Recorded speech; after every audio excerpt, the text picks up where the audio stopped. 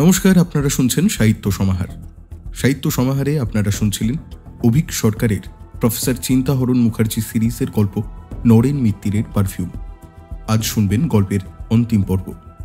গল্প শুরুর আগে প্রথম পর্বের একটি ছোট্ট রিক্যাপ।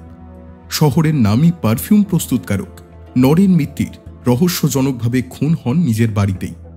অন্যদিকে প্রফেসর মুখার্জির বন্ধু ব্রোজেনের বাড়ি থেকে চুরি হয়ে যায় নরেন মিত্তিরের বানানো একটি পারফিউমের শিশি।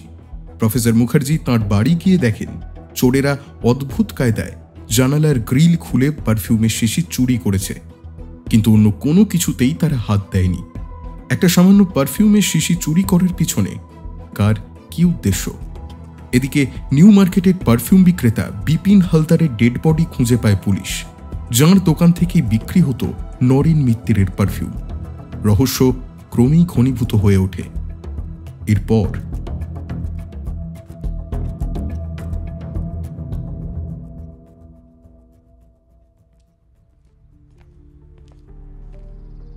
ভদ্রমহিলার নাম অলিভিয়া মিত্র। দেখতে যেমন মারকাটারি, পার্সোনালিটিও ঠিক তেমনই। মহিলা একটা পার্পল বডিকন ড্রেস পরে গ্র্যান্ড হোটেলের 302 নম্বর দরজাটা খুলে অত্যন্ত তীক্ষ্ণ সুরে বললেন, প্লিজ কাম ইন। আজ আমার আরও কিছু কাজ আছে এখানে। আই প্রিজিউম আপনারা বেশি সময় নেবেন না। প্রফেসর মুখার্জি একখানা ক্যাবলা মার্কা হাসি উপহার দিলেন। না না ম্যাডাম, আমরা আপনাকে মোটেও বিরক্ত করব না, জাস্ট কয়েকটা কথা বলেই বেরিয়ে যাও। অলিভিয়া মিত্রর পৈতৃক বাড়ি শ্যামবাজারে। বয়সে নরেন মিত্রের থেকে বেশ ছোট। দুজনেই সেন্ট জেভিয়ার্সে একই ডিপার্টমেন্টে পড়তেন। সেখানেই আলাপ। সেই আলাপ আরও গাঢ় হয় বিদেশে একই ইউনিভার্সিটিতে পড়তে গিয়ে। বিয়েতে দুবারই কারোরই অমত ছিল না। দুজনে চাকরি নেন ফ্রান্সে, আলাদা আলাদা কোম্পানিতে। নরেন মিত্তির যোগ দেন একটি বিশ্ববিখ্যাত পারফিউম প্রস্তুতকারক কোম্পানিতে, আর অলিভিয়া একটি ফার্মাসিউটিক্যালসে। দুজনের ডিভোর্স হয় বছর 10 আগে। তার 2 বছর পর মিত্তির মশাই দেশে ফিরে আসেন। অলিভিয়াও দেশেই থেকে যান। দুজনের কোনো সন্তানাদি নেই। অলিভিয়ার বিয়েও করেননি। কয়েকদিন আগে রাজকুমার মণ্ডলের ফোন পাওয়া মাত্র উড়ে এসেছেন অলিভিয়া। বললেন, আমি জানি নরেন্দ্রর কোনো আত্মীয় স্বজন নেই। ইনভেস্টিগেশন তো চলবেই, কিন্তু বডি ক্রিমেশনের দায়িত্ব তো কাউকে না কাউকে নিতেই হবে। আমি চাই না ওর বডিটা বেওয়ারিশের মতো জ্বালিয়ে দেওয়া হোক। হাজার হোক এতদিনের বিবাহিত সম্পর্ক, সেটা তো আর এই মুহূর্তে ভুলে যেতে পারি না। হ্যাঁ, সে তো বটেই। মানে শুধু এই জন্য এত দূর এসেছেন, তাতেই আপনি যে কত ভালো মানুষ সেটা প্রমাণ হয়ে গেছে। বলছি যে 2-1টা প্রশ্ন ছিল, মানে রুটিন প্রশ্ন। বোঝেনি তো? বলুন। মিস্টার মিত্রর সঙ্গে আপনার আলাপ, বিয়ে, ডিভোর্স সবই শুনেছি। তা কেমন মানুষ ছিলেন আপনার প্রাক্তন স্বামী? খুব রিজার্ভড, ক্লাসি আর শৌখিন। ওর চরিত্রের এই ক্লাসি শৌখিন দিকটাই ওকে পারফিউমারের দিকে নিয়ে যায়। আমি যতদিন ওকে দেখেছি কোনোদিন সস্তা জামাকাপড় পরতে দেখিনি, দামি স্কচ বা সিগারেট ছাড়া খেতে দেখিনি। এমনকি যে পারফিউমটা নিজের জন্য ইউজ করতো সেটার দাম শুনলেও আপনারা মাথা ঘুরে পড়ে যেতে পারেন। আর খুব শিভালরাস ছিল। মহিলাদের সম্মান করা, যথাযথ মর্যাদা দেওয়া ওর রক্তের মধ্যে ছিল। কথা বলতো কম, কিন্তু যেটুকু বলতো ভেবে চিনতে বলতো। আর পারফিউমারি বা ওভারঅল কেমিস্ট্রি সাবজেক্টটার উপর দখল ছিল দুর্দান্ত। He was truly a great human being. একটা ব্যক্তিগত প্রশ্ন করতে পারি? পারেন, যদি খুব পার্সোনাল না হয়। আপনাদের ডিভোর্সের কারণ কি? মাফ করবেন, এর উত্তর আমি দিতে পারবো না। মিস্টার মিত্র হঠাৎ ওদেশ থেকে সবকিছু ছেড়ে ছুড়ে কলকাতা ফিরে এলেন কেন? দেখুন, ডিভোর্স ব্যাপারটা খুব পেইনফুল, সবাই মেনে নিতে পারে না। তাছাড়া ওই সময় ওর সঙ্গে ওর কোম্পানির কিছু গন্ডগোল চলছিল। সব মিলিয়ে ও সিদ্ধান্ত নেয় দেশে ফিরে যাবে। কি গন্ডগোল সে আমাকে জিজ্ঞেস করবেন না প্লিজ, কারণ আমি জানি না। ওদেশে কি মিস্টার মিত্রর কোনো শত্রু ছিল? না, অন্তত আমি জানি এমন কেউ নেই। আর থাকলেও তারা এত দূর এসে খুন করে যাবে না প্রফেসর মুখার্জি, করার হলে ওখানেই করতো। কে বা কারা এই কাজ করতে পারে সে নিয়ে কিছু বলতে পারেন? ডিভোর্স হওয়ার পর আমাদের মধ্যে কোনো যোগাযোগ ছিল না, ফলে এই বিষয়ে আমি কিছু বলতে পারবো না। মিস্টার মিত্র তো পারফিউম বিষয়ে বিশেষজ্ঞ ছিলেন, তা আপনি কি নিয়ে কাজ করেন জানতে পারি? আমি একজন বায়োকেমিস্ট। আমার স্পেশালাইজেশন হচ্ছে ফার্মাকোলজি, মানে বাংলায় যাকে বলে ওষুধ শাস্ত্র। আরও ভালো করে বলতে গেলে কি করে একজন নেশাগ্রস্ত মানুষকে ওষুধের মাধ্যমে সুস্থ জীবনে ফিরিয়ে আনা যায়, সেই বিষয়ে আমি একজন এক্সপার্ট। আমার বেশ কিছু পেপারও আছে এই বিষয়ে। Drug abuse, substance abuse, alcoholism, এইসব নিয়েই আমার কাজ কারবার। উফ, দুর্দান্ত। আচ্ছা, একটা কথা বলুন তো, মিস্টার মিত্র কি কখনো কোনো উইল করেছিলেন? না, অ্যাটলিস্ট আমার জানা নেই। কিন্তু কেন বলুন তো? এটা তো ওর উইল করার বয়স না। সে তো বটেই। আসলে ওর ল্যাবরেটরি আর ওয়ার্কশপের মালিকানা কে পাবেন সেই নিয়ে একটা প্রশ্ন উঠছে, তো তাই আর কি। কে প্রশ্ন তুলছে? ওর তো 3 কুলে কেউ নেই। যদি ক্লোজেস্ট রিলেটিভ কেউ থাকে সে তো আমি। আইনত আমারই পাওয়া উচিত, যদিও এই বিষয়ে এদেশের আইন কি বলে তা আমি জানি না। হ্যাঁ, কেউ নেই কথাটা বোধহয় ঠিক নয়। নরেন্দ্রনাথ মিত্রর ভাই বলেন্দ্রনাথ মিত্র ইউকে থেকে এসেছেন দাদার মৃত্যুর সংবাদ পেয়ে। তিনি বলেছেন যে নরেন্দ্রনাথের দাহকর্ম, শ্রাদ্ধ, শান্তি তিনিই করবেন, আর মৃত দাদার সম্পত্তির অধিকারীও তিনি। কেমন ভাই? যে ভাই দাদা বিদেশ চলে যাওয়ার পর দাদার সঙ্গে আর সম্পর্ক রাখেনি, যে ভাই দাদাকে বঞ্চিত করে মিত্র পরিবারের সব সম্পত্তি নিজের দখলে করে নিয়েছে। He is a parasitic character. বাবা মায়ের সব সম্পত্তি বেচে ইউকে গেছিল, সেখানে সব নষ্ট করেছে, তারপর ওখানে কোনো ধনী মহিলাকে ফাঁসিয়ে তার দয়ায় বেঁচে আছে। এখন আবার দাদা মারা গেছে শুনে উড়ে এসেছে দাদার সম্পত্তিটাও হাত করবে বলে। শুনুন প্রফেসর মুখার্জি, আমি স্পষ্ট জানিয়ে রাখছি, এই আমি হতে দেব না। নরেন্দ্রর ক্রিমেশনের দায়িত্ব আমিই নেব, আর ল্যাবরেটরি ওয়ার্কশপের সমস্ত ইকুইপমেন্টসও আমার চাই। ওইসব যন্ত্রপাতির যোগ্য মর্যাদা আমি ছাড়া কেউ দিতে পারবে না। তার জন্য যত দূর যেতে হয় আমি যাব। মিস্টার বর্মন, আমাকে নরেন্দ্রর বডি হ্যান্ডওভার করার ব্যবস্থা করুন প্লিজ।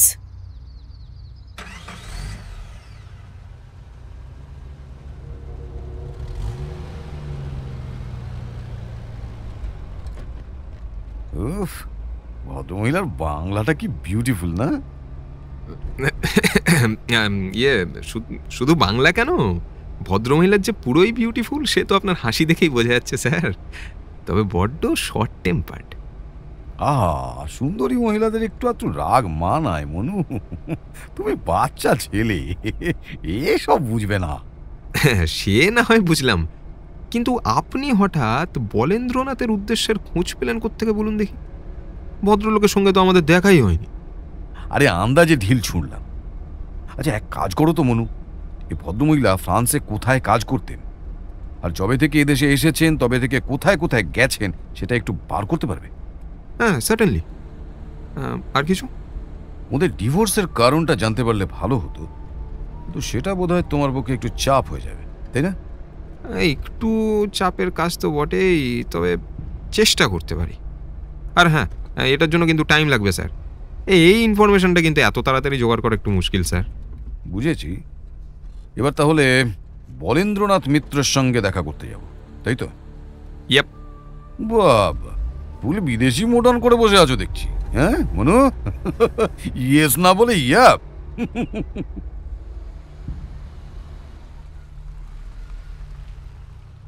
বলেন্দ্রনাথ উঠেছিলেন পার্ক স্ট্রিটের পার্ক হোটেলে।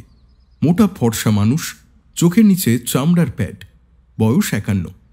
নিজের দেহের ভারে নড়তে চড়তে একটু সময় নেয়। এই ভর দুপুরেই ভদ্রলোক ব্ল্যাক লেবেলের একটা বোতল খুলে বসেছিলেন। দুজনকে বসতে বলে উদাত্ত স্বরে আহ্বান জানালেন। চলে নাকি? প্রফেসর মুখার্জি বোধহয় মিত্তির মশাইয়ের প্রস্তাবে ঘাড় নেড়ে হ্যাঁ বলতেই যাচ্ছিলেন, তার আগেই মনুজেন্দ্র তাঁকে থামিয়ে দিল। We are on duty mister Mitra. মনুজেন্দ্রর কথা শুনে নিজেকে সামলে নিলেন প্রফেসর মুখার্জি। হ্যাঁ, আপনার কাছে কয়েকটা কথা জানার ছিল মিস্টার মিত্র। আপনার আপত্তি নেই তো? না না না, সার্টেনলি নট, প্লিজ শুট। মানে আপনার দাদার খুন হওয়ার বিষয়টা নিয়ে কিছু জিজ্ঞাসা ছিল। হ্যাঁ, প্রশ্ন করতেই পারেন, কিন্তু আগেই জানিয়ে রাখি, দাদার সঙ্গে বহুদিন আমার কোনো কথাবার্তা ছিল না। তাই আমার মনে হয় না এই বিষয়ে আমি খুব একটা বেশি কিছু হেল্প করতে পারব। তা কথাবার্তা না হওয়ার কারণ জানতে পারি? সম্পত্তি? আবার কি, দাদা চেয়েছিল সম্পত্তির হাফ। এদিকে স্বার্থপরের মতো বিদেশ চলে গেল। মা বাবার মিনিমাম খোঁজ খবরটুকু রাখতো না। বাপ মায়ের প্রতি যাবতীয় কর্তব্য কর্ম সব আমিই করেছি। আচ্ছা, বাবা কেন ওকে সম্পত্তি দেবে বলুন তো? সে থেকে মনোমালিন্য, কথাবার্তা বন্ধ, যা হয় আর কি। সে তো আপনিও বিদেশে গিয়ে সেটেল করেছেন। হ্যাঁ, করেছি, কিন্তু সন্তানের যাবতীয় কর্তব্য পালন করার পর বাবা মা বেঁচে থাকা অবধি আমি দেশেই ছিলাম। তারপর বিদেশে গেলেন কেন? দেশে আর মন টিকল না, বুঝলেন। আমাদের তো আত্মীয় স্বজন বলতে তেমন কেউ নেই। তাই বাবা মা মারা যাওয়ার পর যা পেয়েছিলাম সব বিক্রি করে দিয়ে পাড়ি জমালাম ইউকেতে। তা এত দেশ থাকতে ইউকেতেই কেন? আমাদের পারিবারিক ব্যবসা কি জানেন তো? সাপের বিষ বিদেশে এক্সপোর্ট করা। তা আমাদের যিনি এজেন্ট তিনি বসতেন ইউকেতে। ভাবলাম মাঝখানে এজেন্টকে আর কমিশন দিই কেন, আমি একটা এজেন্সি খুলে বসি না হয়। তাই ইউকেতে পাড়ি জমালাম বছর 20 আগে। তারপর? দাঁড়ালো না জানেন, সব ঢেলে টাকা লাগালাম, কিন্তু বেশি দিন টানতে পারলাম না। শেষে আমাদের প্রাক্তন এজেন্ট যিনি ছিলেন মিস্টার জোসেফ, তাকেই সব বেচে বুচে দিলাম। তারপর তারই মেয়ে মার্টিনের সঙ্গে আমার বিয়ে হলো। প্রফেসর মুখার্জি খুব বুঝতারের মতো মাথা নাড়ালেন, যেন এটা খুবই স্বাভাবিক ঘটনা, এরকমই যেন হয়ে থাকে। তা এখন ব্যবসা সামলায় কে? মার্টিনাই সামলায়। আমি সাপ্লাই সাইডটা দেখি, মানে বিভিন্ন দেশ থেকে বিভিন্ন ধরনের সাপের বীজ জোগাড় করা, এই সব। বেশ বেশ।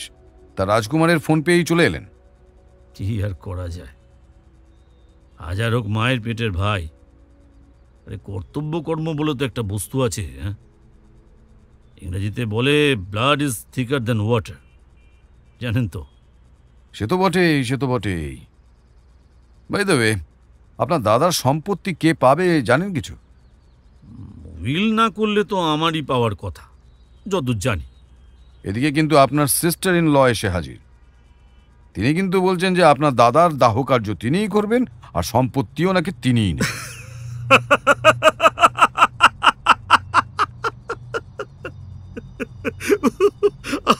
আপনি মানে হেভি মজার মানুষ। মহিলা কথাটা বললেন, আপনি বিশ্বাস করে নিলেন?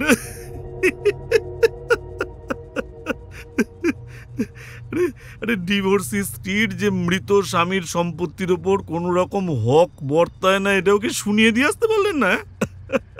আচ্ছা আচ্ছা, কোন মুখে দাদার সম্পত্তি চাইতে আসে ওই মহিলা? হ্যাঁ, ওর কীর্তিকলাপ আপনি জানেন কিছু? হ্যাঁ, প্রফেসর মুখার্জিকে আর আটকানো গেল না। সামনে একটা খালি গ্লাস পড়েছিল, চট করে তাতে একটা ব্ল্যাক লেবেলের লার্জ পেগ ঢেলে সেখানে 2 টুকরো বরফ ফেলে চেয়ারটা একটু সামনে টেনে বসলেন। কি কেস মিস্টার মিত্তির, একটু খুলে বলুন তো। একটা ফুল জালিমাল, বুঝলেন। বিদেশে নকলি ওষুধের চোরা কারবার খুলে বসেছিল। আরে দাদাকে তো ফাঁসিয়েছিল তারই মধ্যে। এই নিয়ে কেলেঙ্কারির এক শেষ। তারপর যা হয় আর কি, দাদার চাকরি চলে যায়, ওই নিয়ে তো ডিভোর্স, বুঝলেন না। যেমন দেওয়া তার তেমনি দেবী। বলেন কি মশাই, ইনি তো তাহলে ডেঞ্জারাস মহিলা। আরে তাহলে আর বলছি কেন, দাদার ওই সমস্ত ল্যাবরেটরি ইকুইপমেন্টগুলোর ওপর ওর নজর কেন, সেটাকে আমি বুঝি না ভাবছেন? হ্যাঁ, ওর হাতে ওগুলো তুলে দেওয়া মানে ও ফের একই কাজ করবে। না না, সেটা তো আমি হতে দিতে পারি না প্রফেসর মুখার্জি। আফটার অল সমাজের প্রতি তো আমার একটা কর্তব্য আছে নাকি? মাথা নাড়েন প্রফেসর মুখার্জি। তারপর আরও 2-4টে কথা বলে সমস্ত রকম সহযোগিতার আশ্বাস দিয়ে দুজনে বেরিয়ে এলেন হোটেল থেকে। তখন দুপুর। প্রফেসর মুখার্জি সেখান থেকে বেরিয়েই ডান দিকে ঘুরে মনুচেন্দ্রকে কিছু বলার সুযোগ না দিয়েই সোজা ঢুকে গেলেন ট্রিঙ্কাজে।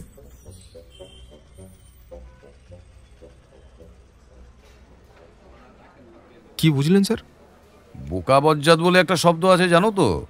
ইনি হচ্ছেন সেই জাতের লোক। বাপের সম্পত্তি দখলটা কেমন মোলায়েম করে পেশ করলেন দেখেছ? হ্যাঁ, তার উপর পয়লা নাম্বারের মিথ্যেবাদী। আরে যদি অলিভিয়া মিত্রই জাল ওষুধের কারবার করে ফাঁসবেন, তাহলে চাকরি তো ওর যাওয়ার কথা। নরেন মিত্তির চাকরি খোয়াবেন কেন? আমার দৃঢ় ধারণা কোনো একটা চাল চেলে ইনি ওই মার্টিনা ম্যাডামকেও ফাঁসিয়েছেন। লোকটার চোখে মুখে একটা লম্পট জোচ্চোর ধূর্ত ভাব আছে দেখেছ? সোজা কথা বলুন না মশাই, ইনি অলিভিয়া মিত্রর ভান্ডাফোড় করে দিয়েছেন বলে আপনি লোকটার উপর রেগে আছেন। হ্যাঁ মানছি, লজিকটা যদিও আপনারই ঠিক, তবে একটা জিনিস খেয়াল করেছেন স্যার, দেওর বৌদির মধ্যে বাক্যালাপ না থাকলে কি হবে? একে অন্যের হাঁড়ির খবর কিন্তু ভালোই রাখেন। সে আর বলতে, আরে যতই বিদেশে যাক শিকড় তো এই কলকাতায়, অভ্যেসটা যাবে কোথায়? তবে দুজনেই কিন্তু কয়েকটা ভাইটাল ইনফরমেশন দিয়েছেন। হ্যাঁ সে তো বটেই স্যার, তবে তাতে কিছু লাভ হলো কি? কেস তো এদিকে যাকে বলে জটিল থেকে জটিলতর হয়ে দাঁড়াচ্ছে। সে আর বলতে। আচ্ছা এক কাজ করো তো, আমাদের সামনে কি কি হার্ডলস আছে একবার লিখে ফেলো তো। লেখার কি আছে স্যার, আমি বলে যাচ্ছি, দেখুন কিছু মিস করি কিনা। আমরা জানি না কারা নরেন মিত্রের বানানো পারফিউমের বোতল চুরি করে বেড়াচ্ছে, কেন করছে এবং কিভাবে করছে। এই 2 খুনের মোটিভ কি, খুনের মোডাস অপারেন্ডি কি, কারা বিপিনকে তুলে নিয়ে গেছিল তাদের সন্ধান নেই, কারা বিপিনের বডি পোড়াতে গেছিল তাদেরও খোঁজ নেই। এদিকে দেওর বৌদির মধ্যে বাংলা সিরিয়ালের স্টাইলে কাদা ছোঁড়াছুড়ি চলছে, বাকি যারা আছে তাদের সবার অ্যালিবাই পাকা। এবার কোথা থেকে কি শুরু করি বলুন তো? শুধু কি তাই? বলো তো কেন নরেন মিত্তির বিপিন হালদারকেই বেছে নিয়েছিল নিজের পারফিউম বিক্রি করার জন্য? বিপিন এত বড় লোক হচ্ছিল কি করে? ভিকটিম দুজনের ভিসেরা আর ফরেন্সিক রিপোর্টে এত নিকোটিন কেন? নরেন্দ্রনাথ মিত্র আর অলিভিয়া মিত্র ডিভোর্সের আসল কারণ কি?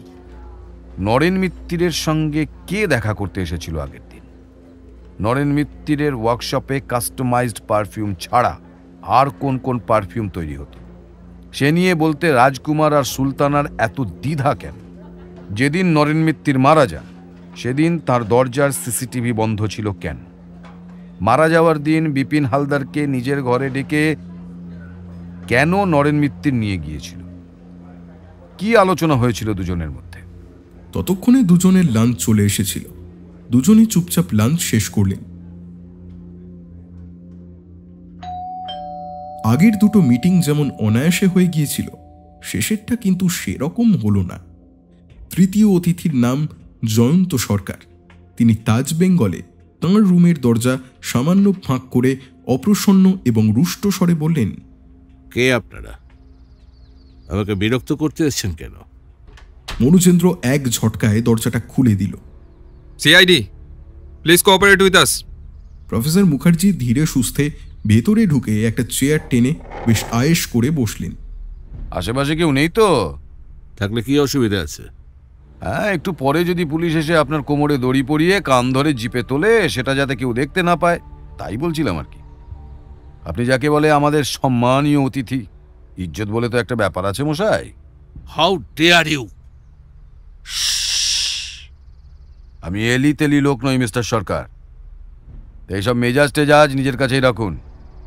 ইন্ডাস্ট্রিয়ালিস্ট পবন খেমকার উইল জালিয়াতির কেসটা মনে আছে নিশ্চয়ই? গত বছর কাগজে টিভিতে 6 লাভ হয়ে গেছিল এই কেসটা নিয়ে, সেটা আমিই সলভ করি। সেই সময় আমার এই খানদানি চাঁদ বদনটা টিভিতে বার কয়েক দেখিয়েও ছিল, জানি না আপনার মনে আছে কিনা। সেই থেকে কলকাতা পুলিশ বলুন আর সিআইডি বলুন আমাকে একটু সমঝে চলে, বুঝলেন কিছু? তার উপর আবার সিআইডি এডিজি আমার নিজের ভাগ্নে হয়। অতএব ঠিকঠাক কোঅপারেট করুন, আখেরে আপনার মঙ্গলই হবে। জয়ন্ত সরকারের মুখে পর্যায়ক্রমে ক্রোধ, বিস্ময়, ভয় আর অসহায়তা খেলে গেল। আর আমি কি জানেন? ভারতের সবচেয়ে বড় প্রাইভেট ইনভেস্টিগেটিং সংস্থা ডেল্টা এজেন্সির অপারেশনস হেড, এক্স সিবিআই। আমাকে ভয় দেখানো অত সহজ নয়, বুঝলেন? আহা, ভয় পাওয়ার কথা উঠছে কোথা থেকে? দু একটা প্রশ্ন করব, তার উত্তর দেবেন ব্যাস। এতে ভয় ডরের কথা উঠছে কোথা থেকে? তাই এবার বলুন তো, যেদিন নরেন মিত্তির মারা যান তার আগের দিন নরেন মিত্তিরের বাড়িতে কি করতে গিয়েছিলেন? মনোজেন্দ্র চমকেছে বিলক্ষণ, কিন্তু তার আচার আচরণেই সেসব প্রকাশ পেল না।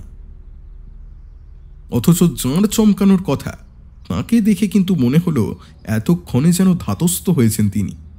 নিজের ওয়ালেট থেকে একটা কার্ড বার করে এগিয়ে দিলেন প্রফেসর মুখার্জির দিকে। কয়েক মাস আগে পৃথিবীর প্রথম সারির কয়েকটি পারফিউম প্রস্তুতকারক সংস্থা ডেল্টা এজেন্সির দ্বারস্থ হয়েছে। তারা বেশ কয়েক বছর ধরে দেখছে যে ভারতের বিভিন্ন প্রান্তে, বিশেষ করে কলকাতায়, তাদের প্রোডাক্টের ডুপ্লিকেট বিপুল পরিমাণে বিক্রি হচ্ছে। তারা সম্মিলিতভাবে আমাদের দায়িত্ব দিয়েছে খুঁজে দেখার যে কারা এই কারবার করছে। আমরা ভারতের প্রায় সব বড় বড় শহরেই তদন্ত করেছি। আমাদের ইনভেস্টিগেটিং অফিসাররা বলছেন যে এই কারবারের এপিসেন্টার হচ্ছে কলকাতা। সেই উদ্দেশ্যেই আমার এখানে আসা। তাই এসে কি দেখলেন? আপনারা পুলিশ প্লাস গোয়েন্দা, আপনাদের কাছে লুকোবো না। আমরা এসে দেখলাম যে এই কারবারের একটা বড় উৎস হচ্ছেন নরেন্দ্রনাথ মিত্র। এর মানে কি? আপনারা নিশ্চয়ই নরেন্দ্রনাথ মিত্রর হত্যা রহস্য নিয়ে ইনভেস্টিগেট করছেন।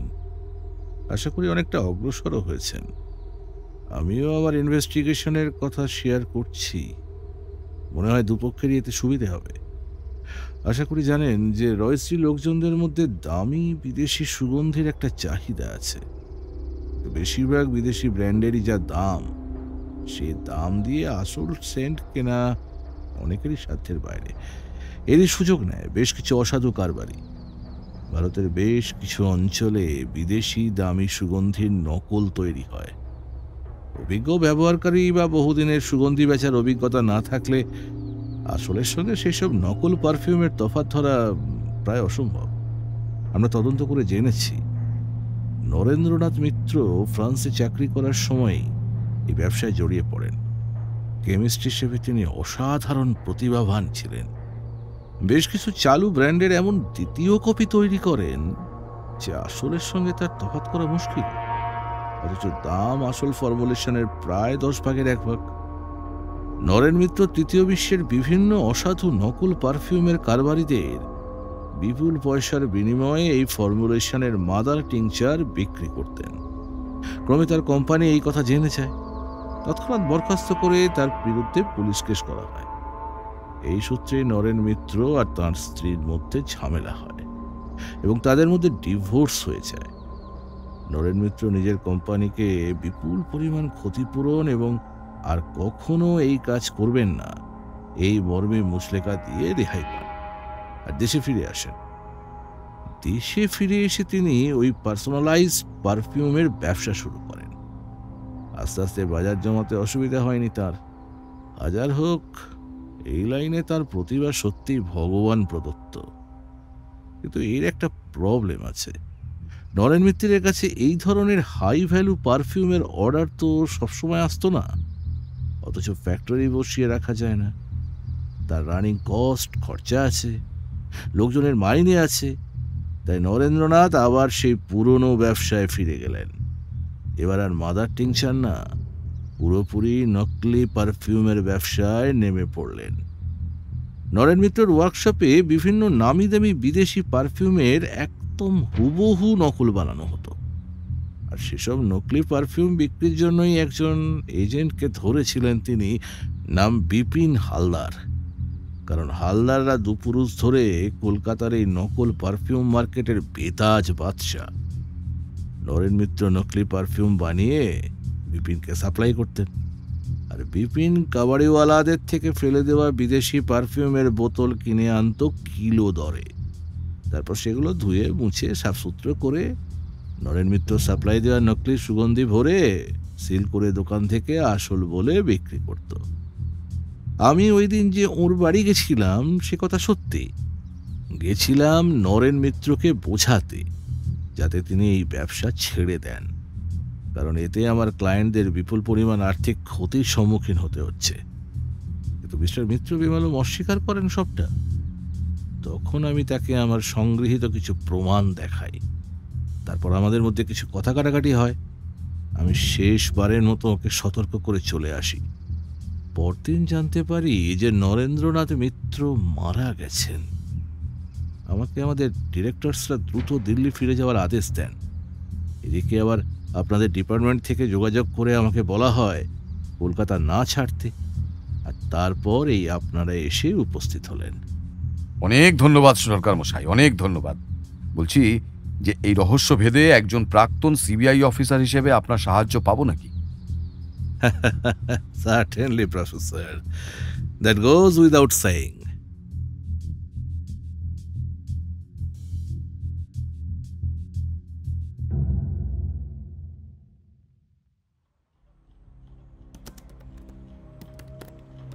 মানুষটার মাথাটা ঝুঁকেছিল ল্যাপটপের ওপর।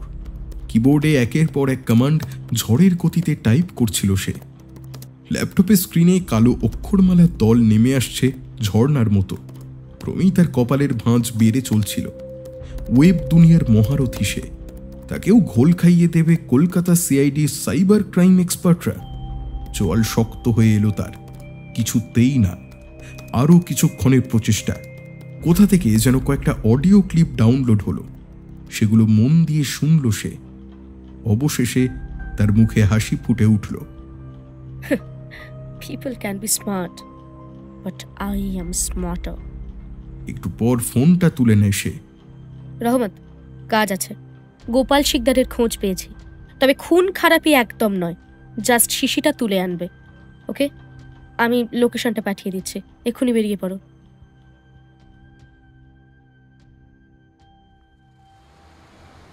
অন্নপূর্ণা রিসর্টের গেট দিয়ে মনুজেন্দ্রর গাড়িটা ঢুকতেই দারুণ যেভাবে একটা টান টান সেলাম ঠুকলো, সেটা দেখবার মতো। ম্যানেজার সাহেব হন্তদন্ত হয়ে দৌড়ে এলেন। কুলকুল করে ঘামছেন তিনি। মনুজেন্দ্র আর প্রফেসর মুখার্জি মাটিতে পা রাখতেই একটা দিঁতো হাসি হেসে বললেন, আসুন স্যার, আসুন। আসতে অসুবিধা হয়নি তো? না না, অসুবিধা কিসের? এমনিতে চমৎকার রাস্তা। তাছাড়া আজকাল জিপিএস এর দৌলতে লোকে সুন্দরবনের জঙ্গল থেকে হিমালয়ের চূড়ো অবধি চোখ বন্ধ করে পৌঁছে যাচ্ছে।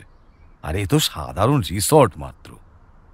ম্যানেজার ঘাড় নুইয়ে যে হেঁহেটা করলেন, সেটা প্রফেসর মুখার্জির রসিকতায় না পুলিশি হুঁশিয়ারির গুঁতোয়, সেটা বোঝা মুশকিল। গাড়ি থেকে নেমে দুলকি চালে হাঁটতে শুরু করলেন প্রফেসর মুখার্জি। ছোটখাটো জায়গার মধ্যে রিসর্টটা মন্দ সাজায়নি, বেশ খোলামেলা। তার উপর রিসর্টের একদম গা ঘেঁষে চলে গেছে কোলাঘাট নদী।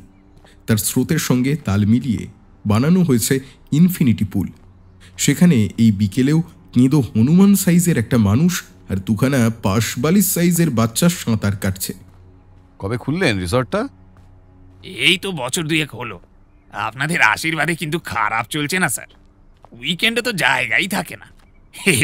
একদিন আসুন না মিসেসকে নিয়ে। তা সিকিউরিটির পুরো বন্দোবস্ত আছে তো? চিড়িয়া ওড়েনি তো? একদম স্যার, মনুজেন্দ্র স্যার যেমন বলেছিলেন তেমনই ব্যবস্থা করা হয়েছে। আমাদের চোখ এড়িয়ে মাছ চিঠি অবধি গলতে পারবে না স্যার। আর পুলিশের লোকজন তো প্লেন ড্রেসে আশেপাশে আছেই। তাছাড়া চিড়িয়ার তো রাত দিনই মদ আর গাঁজা চলছে।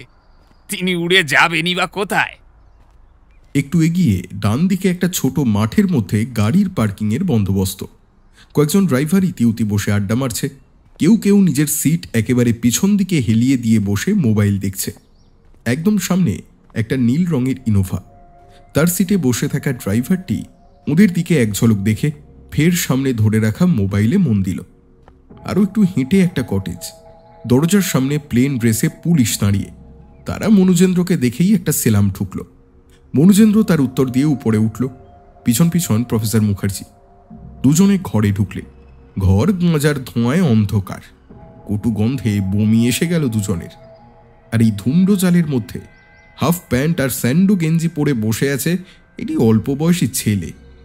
দুজনকে দেখেই সে একটা লামা টাইপ স্মাইল দিয়ে বলল, এই যে mister James bond and company, আমাকে ছেড়ে দেবেন কবে?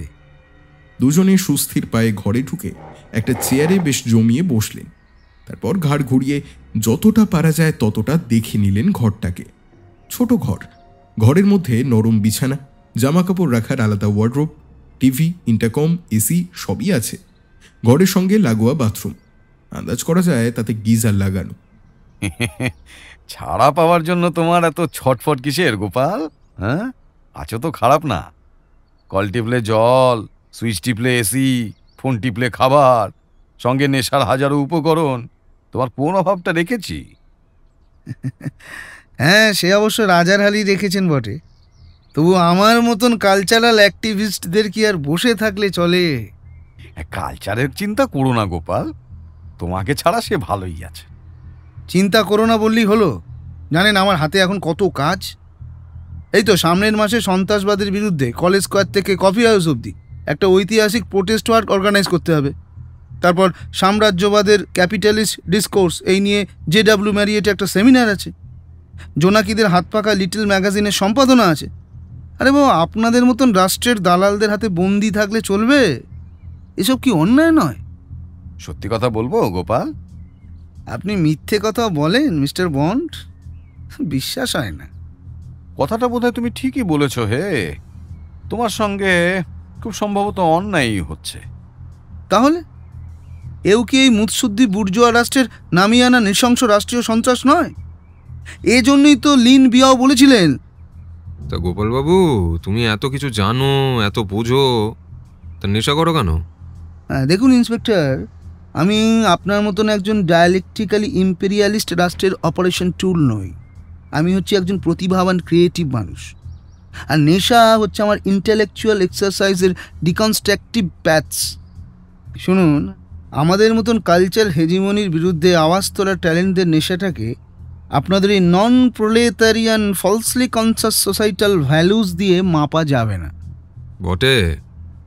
দেখুন, ফিউচারিস্ট থেকে শুরু করে সুর রিয়ালিস্ট, বিট জেনারেশন থেকে হাংরি মুভমেন্ট, নেশা হচ্ছে আমাদের প্রাতিষ্ঠানিক কোষ্ঠবদ্ধতা থেকে ক্রিয়েটিভ লুজ মোশনে উত্তীর্ণ হওয়ার রিচুয়ালিস্টিক পার্গেটিভ।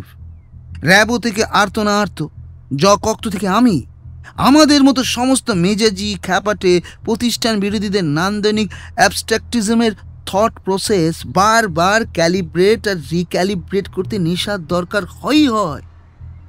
কালচারের আন্ডারভ্যালিতে যে সাব কালচারের ইন্ডিজিনাস নন অ্যাপ্রোপ্রিয়েশন লুকিয়ে থাকে। মনোজেন্দ্রর হাতটা কোমরের দিকে এগোচ্ছিল। প্রফেসর মুখার্জি মনোজেন্দ্রর হাতটা চেপে ধরে বললেন, আহা, বড় ভালো বলেছ হে বাবু। কালচারের লাইনে এককালে আমিও ছিলাম, যদিও সে ছোটবেলায় লিটল ম্যাগাজিনে প্রচুর কবিতা টবিতা লিখেছি। পার কবিতা 250 টাকা করে যদিও দিতে হতো ছাপতে। সে যাকে, এবার কাজের কথাটা বলো তো বাবু। চেহারা দেখে তো মনে হচ্ছে ইতিমধ্যেই মহাপ্রস্থানের পথে রওনা দিয়েছ। মদ, গাঁজা, চরস, স্ম্যাক কিছুই তো বাকি নেই। তা হাসপাতালে ভর্তি হতে হলো কেন? গোপাল একটা গাঁজা পোড়া বিড়ি ধরালো, তারপর দিল একটা লম্বা টান। আসলে সেদিন ঘরে একলা একলা বসে এডওয়ার্ড সাইদের প্রিভিলেজ ইন্টারসেকশনালিটির সঙ্গে লি শাওচির অ্যালিয়েনেশন অফ লেবার তত্ত্বের একটা আল্ট্রা মডার্ন সাবলাইন সিমিলি খুঁজে পেয়েছিলাম। পেয়ে বেশ ভারী উত্তেজিত হয়ে ভাবলাম একটু স্নান করে আসি। তার আগের তো 1 সপ্তাহ স্নান করিনি। তা দুজনেই নাক কুঁচকোলেন। গোপাল সেই দেখে বোধহয় সামান্য রুষ্ট হলো। আধশোয়া থেকে পুরো উঠে বসল সে। দেখুন, স্নান হচ্ছে একটা পোস্ট মডার্ন নিও কলোনিয়ালিস্ট কুসংস্কার, এক ধরনের কমোডিটি ফেটিসিজম। তাই একজন মুক্ত চিন্তার সাবঅল্টার্ন টর্চ বেয়ারার হিসেবে বেশ স্নান করে এলে, তারপর আর কি, এসে নরেনবাবুর কাছ থেকে কেনা নতুন পারফিউমটা গায়ে দিলাম। তারপরেই মাথাটা কেমন বাই করে ঘুরে গেল, বুঝলেন? নরেন মিত্রের 1 বোতল পারফিউমের যা দাম, তাতে একটা গরিব ফ্যামিলির 1 মাসের খরচা চলে যায়। তা তোমার post colonial new modern anti এস্টাবলিশমেন্টের চিন্তাধারায় সেটা আটকায় না? দেখুন, এটা আমার পার্সোনাল চয়েস। ওপেন মার্কেট ইকোনমির ইগালিটেরিয়ানিজমের সঙ্গে ক্রোনি ক্যাপিটালিজমের অ্যাপ্রেসিভ নেচার। বুঝেছি, যাকে বলে একেবারে জলবৎ তরলং বুঝিয়ে দিয়েছ। সে যাই হোক, যে কথা বলছিলে, মাথা বাই করে ঘুরে গেল, আর তারপর তোমাকে বেলভিউতে ভর্তি করে দিল, তাই তো? তা বাপু, সেই পারফিউমের বোতলটা আছে কোথায়? ওই তো টেবিলের উপর। এটাকে যে করে হোক আর সন্ধ্যের মধ্যে বটকৃষ্ণ পালের হাতে তুলে দাও। আমার থরো কেমিক্যাল অ্যানালিসিস চাই। এ কি, আমার জিনিস এভাবে না বলে নিয়ে যাচ্ছেন? একে তো বেআইনিভাবে আটকে রেখেছেন, তার উপরে তোমার নিজের নিরাপত্তার জন্যই তোমাকে এখানে আটকে রেখেছি গোপাল। একবার যদি ওরা তোমার লোকেশন জানতে পারে, তাহলে কিন্তু তোমাকে আর এখানে পাওয়া যাবে না। তুমি একেবারে মিলবে সোজা নিমতলা ঘাটে, বুঝলে ভাইয়া? কেন নিমতলা ঘাটের কথা উঠছে কেন? আমি তো কিছু করিনি। তুমি যে কিছু করোনি সেটা আমি জানি। মুশকিল হচ্ছে নিজের অজান্তেই তুমি এমন একটা গোলমেলে কেসে ফেসে গেছো যার কোনো থই পাওয়া যাচ্ছে না। তার কুল কিনারা কড়াই স্তক তোমাকে সুরক্ষিত রাখা আমাদের এখন খুব দরকার, বুঝলে? ইয়ে মানে কিসের গোলমেলে কেস স্যার? একটা লোক, বুঝলে গোপাল, একটা ডেঞ্জারাস লোক, খুব মরিয়া হয়ে উঠেছে। সে এমন কিছু একটা খুঁজে বেড়াচ্ছে যার জন্য 2-10টা খুন জখম তার কাছে কোনো ব্যাপারই নয়। সে অসম্ভব ধূর্ত, বেপরোয়া আর সাহসী। ইতিমধ্যে সে 2-2খানা খুন করে ফেলেছে। এবার তার হাত যদি গোপাল শিকদার অব্দি পৌঁছয়, তাহলে হয়তো নেক্সট শীতে তুমি ধাপার মাঠে সার হয়ে ফুলকপি ফলাচ্ছ। সেটা কি তোমার ভালো লাগবে গোপাল? হ্যাঁ হ্যাঁ হ্যাঁ, ঝট করে বুঝে গেছি স্যার। কিন্তু এরা যে কারা আর আমি বা কিভাবে এদের বাড়াবাতে ছাই দিয়েছি সেইটা শুধু এই গোদামাতে ঢুকছে না কেন বলুন তো? মাথায় তো আমাদেরও কিছু ঢুকছে না ভাইয়া। ঢুকলে কি আর অত কষ্ট করি হে? শুধু বলি সাবধানে থাকো, হুটহাট করে এদিক ওদিক যেও না। যা করা হয়েছে সে তোমার ভালোর জন্যই করা। আর এই যে মনু, চলো এবারে একবার তোমাদের অফিসে যাওয়া যাক। দুজনে আবার হাঁটতে হাঁটতে পার্কিং স্লটে এলেন। এখন গাড়ি অনেক কম। সব হোটেল রিসর্টেই বেলা 12টা হচ্ছে চেক আউটের সময়। যারা উইকেন্ডে এসেছিলেন তাঁরা বেরিয়ে গেছেন। প্রফেসর মুখার্জি গাড়িতে উঠে বসলেন। নীল ইনোভাটা একই জায়গায় দাঁড়ানো, তার ড্রাইভার একইভাবে মোবাইল ঘাঁটছে। মনু, এই এত কাছে এসেছি যখন এই কোলাঘাটের ইলিশ না খেয়ে চলে যাওয়াটা কি ঠিক হবে? তুমিই বলো।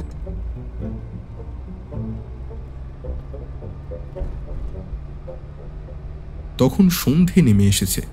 মনুজেন্দ্রর গাড়িটা সবে কোনা এক্সপ্রেসওয়ে ধরে বেলেপুল পার করছে। প্রফেসর মুখার্জি সামনের দিকে তাকিয়েছিলেন। হাইওয়ে ল্যাম্পপোস্টের আলো পিছলে যাচ্ছিল তাঁর মুখে। ভ্রু দুটো ভয়ানকভাবে কুঁচকানো। কি যেন গভীরভাবে ভাবছেন তিনি। এত কি ভাবছেন স্যার? গত কয়েক ঘন্টার মধ্যে এমন একটা কিছু আমার চোখে পড়েছে মনু, যেটা ঠিক স্বাভাবিক নয়। কিন্তু সেটা যে কি কিছুতেই মাথায় আসছে না। কি জিনিস বলুন তো? হ্যাঁ, কি যেন একটা অসঙ্গতি একবার দেখা দিয়েই মিলিয়ে গেল। গোপালের কথাবার্তার মধ্যে কি? ছোকরাকে কিছু কোৎকা দেওয়ার ব্যবস্থা করবো তো বলুন। এমনিতেই আমার হাতটা খুব নিষ্পিস করছে। বলা মুশকিল মনু, কিন্তু খটকাটা যে কোথায় সেটা যতক্ষণ না বুঝতে পারছি ততক্ষণ। প্রফেসর মুখার্জির কথা শেষ হলো না, মাঝেই তাঁর ফোনটা বেজে উঠল। যেন একটা চটকা ভেঙে উঠে বসলেন তিনি। কলটা অ্যাকসেপ্ট করে স্পিকার মোড অন করলেন। বলুন ভাগ্নে স্যার। কাজ কিছু এগোলো নাকি মামাবাবু? অনেকটাই এগিয়েছে ভাগ্নে বাবু। গোপাল শিকদারের কাছ থেকে একটা জিনিস উদ্ধার করেছি, তোমার কাছেই আসছি। এর কেমিক্যাল অ্যানালিসিস আমার চাই আজকেই। তুমি পাল মশাইকে রেডি থাকতে বলো। মানে মামাবাবু, খনিটা ঠিক কে সেটা কি জানা গেল? আরে এদিকে আমার লাইফ তো প্রায় হেল হয়ে যাচ্ছে। একদিকে বড় কর্তারা আমাকে জেরবার করে দিচ্ছেন, আর অন্যদিকে ওই অতিথিরা বড়ই অধৈর্য হয়ে উঠেছেন। তাদের মধ্যে দুজন বিদেশের পাসপোর্ট হোল্ডার আর একজন ওই এক্স সিবিআই। আমার অবস্থাটা বুঝতে পারছেন তো? মামা থাকতে ভাগ্নের আবার চিন্তা কি? কাজ অনেকটাই এগিয়েছে। এই কেমিক্যাল অ্যানালিসিসটা হয়ে গেলেই পিকচার অনেকটা ক্লিয়ার হয়ে যাবে। বাই দ্য ওয়ে, মোবাইল ফোনের কল লিস্ট পাওয়া গেল? এসে গেছে। এতে বেশ ইন্টারেস্টিং কিছু আছে, এলে দেখাচ্ছি। আসছি, আর ঘন্টাখানেক লাগবে খুব বেশি হলে। মনুজেন্দ্র সেকেন্ড হুগলি ব্রিজ পার করে আলিপুর থেকে ডান দিকে যাওয়ার বদলে সোজা গিয়ে রেড রোড ধরল। প্রফেসর সাহেব তখনও অন্যমনস্ক হয়ে কি যেন একটা ভাবছিলেন। একটু পর খেয়াল হতে ধর্মড়িয়ে উঠে বসলেন। এ কি, আমরা কোথায় যাচ্ছি মনু? একটু চাঁদনি যাচ্ছি স্যার। মোবাইলের ব্যাক কভারটা খারাপ হয়ে গেছে, চেঞ্জ করতে হবে। রোকে গাড়ি সাইড করো মনু, এক্ষুনি। কি হয়েছে স্যার? কিছু ভুলে গেছেন নাকি? ম্যানেজারকে বলবো পাঠিয়ে দিতে? যে ছোকরা বিপিন হালদারকে শেষবারের মতো দেখেছিল তার নাম যেন কি বললে? মুন্না, তাই না? হ্যাঁ, কিন্তু মুন্নার সঙ্গে আমার কথা বলাও এক্ষুনি। মনুজেন্দ্র ফোন বার করে ডায়াল করল। তারপর ফোনটা প্রফেসর মুখার্জির হাতে দিয়ে বলল, এই নিন স্যার, কথা বলুন। হ্যালো মুন্না, বিপিনকে যে গাড়িতে উঠতে দেখেছিলে সেটা কোন মডেল, কি রং মনে আছে? ওদিক থেকে আসা উত্তরটা শুনে প্রফেসর মুখার্জি উত্তেজিত হয়ে উঠলেন। ঠিক বলছো না আন্দাজে? কয়েক সেকেন্ড ধরে মুন্নার উত্তরটা শুনে ফোন কেটে দিলেন প্রফেসর মুখার্জি। মুন্না বিপিনকে একটা গাড়িতে উঠতে দেখেছিল। তুমি বলেছিলে ওখানে কোনো একটা এগরোলের দোকানে একটা সিসিটিভি ক্যামেরা আছে রাস্তার দিকে মুখ করা, ওটার ফুটেজ চেক করতে দিয়েছিলে? হ্যাঁ দিয়েছিলাম স্যার, রিপোর্টটা আজকেই পাওয়ার কথা। দাঁড়ান ফোনটা করি। অনুজেন্দ্র নিজের মোবাইল থেকে একটা কল করে দু একটা কথা বলে ফোনটা তুলে দিলেন প্রফেসর মুখার্জির হাতে। প্রফেসর মুখার্জি ফোনটা হাতে নিয়ে আর হাই হ্যালোর মধ্যে গেলেন না। গাড়িটার মডেল আর রং জানা গেল? উত্তর শুনে প্রফেসর মুখার্জি উত্তেজিত হয়ে উঠলেন। এক্ষুনি অন্নপূর্ণা রিসর্টের ফোন করে গোপাল শিকদারের খোঁজ নাও। একটা নীল রঙের ইনোভা দেখেছিলাম, মনে আছে? যে করেই হোক ওটাকে ট্রেস করো। যদি বেরিয়ে গিয়ে থাকে হাইওয়ে টোল ট্যাক্সগুলোকে অ্যালার্ট করো। হাইওয়েতে যারা পেট্রোলিং করে তাদের ইনস্ট্রাকশন দাও, অমুক নাম্বারের ইনোভা নীল রঙের যে করেই হোক ধরতে হবে। কেন স্যার, হঠাৎ কি হলো? যেদিন আমরা প্রথম নরেন মিত্তিরের বাড়ি যাই সেদিন ড্রাইভার যোগেন্দ্র যাদবের মোবাইলটা লক্ষ্য করেছিলেন? না তো, কেন? মোবাইলে একটা সিংহের মুখ আঁকা রংচটা ব্যাক কভার লাগানো ছিল, মাথার দিকটা ভাঙা। আজ রিসর্টের পার্কিং লটে যে নীল রঙের ইনোভাটা ছিল তার ড্রাইভার ঠিক ওই ব্যাক কভার লাগানো মোবাইলটা হাতে নিয়ে খুঁতখাট করছিল। হ্যাঁ সে তো স্যার, সেম ব্যাক কভার অনেক মোবাইলেরই থাকতে পারে। সে অবশ্যই হতে পারে মনু, কিন্তু দুটো ব্যাক কভার একই রকম রংচটা একই জায়গায় ভাঙা, এর প্রবাবিলিটি কত পার্সেন্ট হতে পারে বলো দেখি? তাছাড়া একই জিনিস দু জায়গায় দেখতে পাচ্ছি, যে দুটো জায়গায় আমাদের ক্রাইমের সঙ্গে জড়িত। এ তো যাকে বলে কোইন্সিডেন্সের ঠাকুরদা মনু। আমি শিওর ওই গাড়িতে যোগেন্দ্রই ছিল ছদ্মবেশে। নিজের ফোন থেকে একদম না মনু, আমার ফোন থেকেও না। আরে ওরকম অবাক হয়ে তাকিয়ে আছো কেন? আচ্ছা শোনো, তবে আমার একটা সন্দেহ হচ্ছে বুঝলে, যোগেন্দ্র কি করে জানলো যে অন্নপূর্ণা রিসর্টে গোপালকে আটকে রাখা হয়েছে? এর তো কোনো রেকর্ডও নেই, যা কথাবার্তা হয়েছে ফোনে ফোনেই। তাহলে কি বলতে চাইছেন বলুন তো স্যার? আমার দৃঢ় ধারণা আমাদের ফোন ট্যাপ করা হচ্ছে মনু। আমাদের একটা অন্য ফোন চাই এক্ষুনি। একটা গাড়ি আসছিল রেড রোড ধরে। মনুজেন্দ্র হাত তুলে তাকে থামালো। এই একটু দাঁড়ান তো। ড্রাইভিং সিট থেকে একটা সুবেশ প্রৌঢ় মুখ বের করে জিজ্ঞাসা করলেন, কোনো সমস্যা নাকি? মনুজেন্দ্র নিজের আই কার্ডটা বের করে তাকে দেখালো। হ্যাঁ বলছি, আপনার ফোনটা একটু ব্যবহার করতে পারি? জাস্ট একটা কল করব। প্রৌঢ় বাইরে বেরিয়ে এসে স্মার্টলি বললেন, সার্টেনলি, এই নিন। গোটা তিনেক ফোন করলো মনুজেন্দ্র, শেষেরটা হিন্দিতে এবং যথেষ্ট কড়া ভাবে, খুব সম্ভবত পুলিশের কাউকেই। তারপর ফোনটা প্রভূত ধন্যবাদের সঙ্গে ফেরত দিয়ে প্রফেসর মুখার্জিকে বলল, আপনার সন্দেহ ঠিকই প্রফেসর। আমরা ওখান থেকে বেরিয়ে আসার পর কেউ একজন সন্ধ্যের অন্ধকারে গোপালের রুমে ব্রেক ইন করে। গোপাল তখন গাঁজা টেনে ঘুমাচ্ছিল, কিছুই বোঝেনি। ঘর থেকে কিছু চুরিও যায়নি। সিকিউরিটি টের পায় রুটিন এনকোয়ারি করতে গিয়ে। ততক্ষণে নীল ইনোভা পাওয়ার পর আমি অবশ্য গাড়ির নাম্বার পেয়ে গেছি। হাইওয়ের পেট্রোলিং টিমকেও বলে দিয়েছি ট্র্যাক করতে। আর একটা গাড়ি থামাবে মনু? আবার কাকে ফোন করবেন? আর গাড়ির নাম্বার প্লেট যে ফলস সে নিশ্চয়ই তোমাকে বুঝিয়ে বলতে হবে না? আর যোগেন্দ্র যে হাইওয়েই ধরবে তুমি জানলে কি করে? সে তো ভেতরের গ্রামগঞ্জের রাস্তা ধরেও কলকাতা ঢুকতে পারে। তুমি বরং তোমার সাইবার এক্সপার্টদের বলো যোগেন্দ্রর ফোনের লোকেশন ট্র্যাক করতে, এছাড়া উপায় নেই। আর এখন ভবানী ভবন চলো, মনোজের সঙ্গে অনেক কথা আছে। আমরা কেস সলভ করার প্রায় মুখে দাঁড়িয়ে আছি।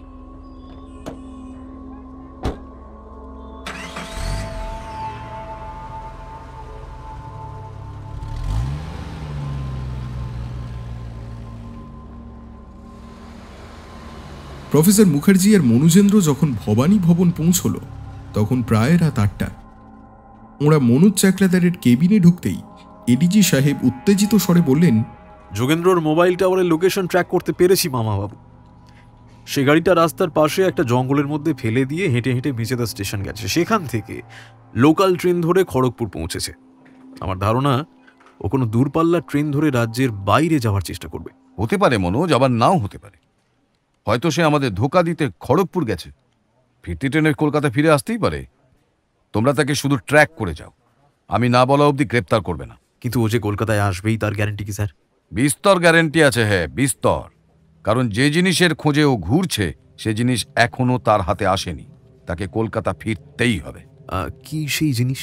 গোপাল শিকদারের কাছ থেকে উদ্ধার করে আনা শিশিটা পকেট থেকে বার করে মনোজ চাকলাদারের টেবিলের ওপর সন্তর্পণে নামিয়ে রাখলেন প্রফেসর মুখার্জি।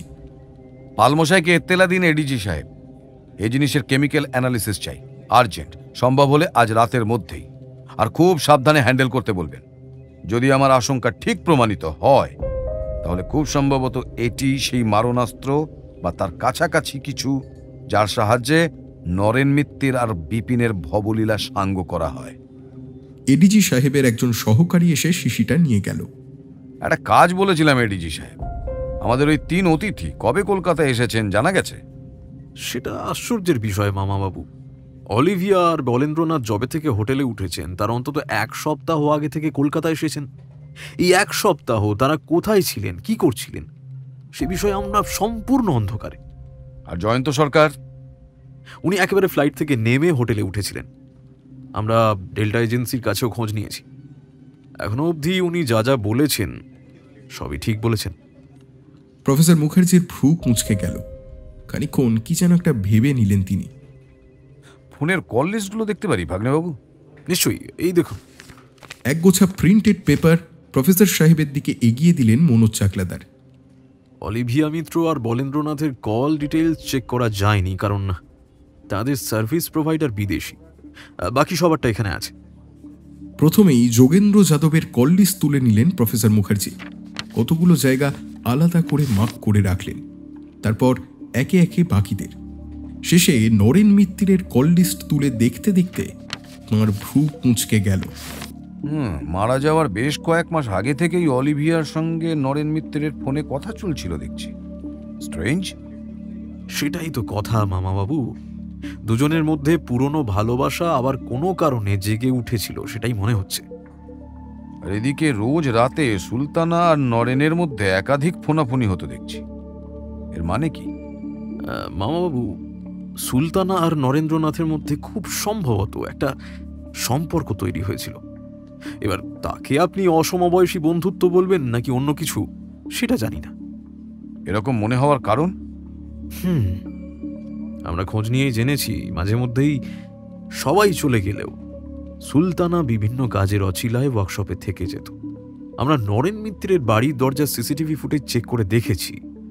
যেদিন যেদিন সুলতানা থেকে যেত সেদিন সেদিন নরেন্দ্রনাথের সিসিটিভি অফ থাকত। তারপর কি হতো সেটা বলাটা হয়তো ঠিক হবে না। তিনজনেই খানিকক্ষণ চুপ করে রইলেন। তাহলে কি সেদিনও সুলতানা রয়ে গেছিল সবাই চলে যাওয়ার পর? সেজন্যই কি নরেন মিত্তিরের সিসিটিভি অফ ছিল? মনোজ চাকলাদারের মনোজেন্দ্র দুজনেই চুপ রইলেন। প্রফেসর মুখার্জি ফের কল লিস্ট চেক করতে লাগলেন। জয়ন্ত সরকারের কল লিস্টের বেশ কিছু জায়গা মার্ক করা কেন? জয়ন্ত সরকারের সঙ্গে এমন বেশ কিছু লোকের ফোনাফোনি হয়েছিল যারা, যাকে বলে দাগি আসামি, হিস্ট্রি শিটার। এরা বিভিন্ন বেআইনি কন্ট্রাব্যান্ড প্রোডাক্টের কারবার করে। সরকার মশাই এসব সোনার চাঁদের সঙ্গে কেন আলাপ জমিয়েছিলেন সেটা ওকে জিজ্ঞেস করতে হবে। শুধু তাই নয়, জয়ন্ত সরকারের সঙ্গে 2 বার বিপিন হালদারেরও কথা হয়েছিল।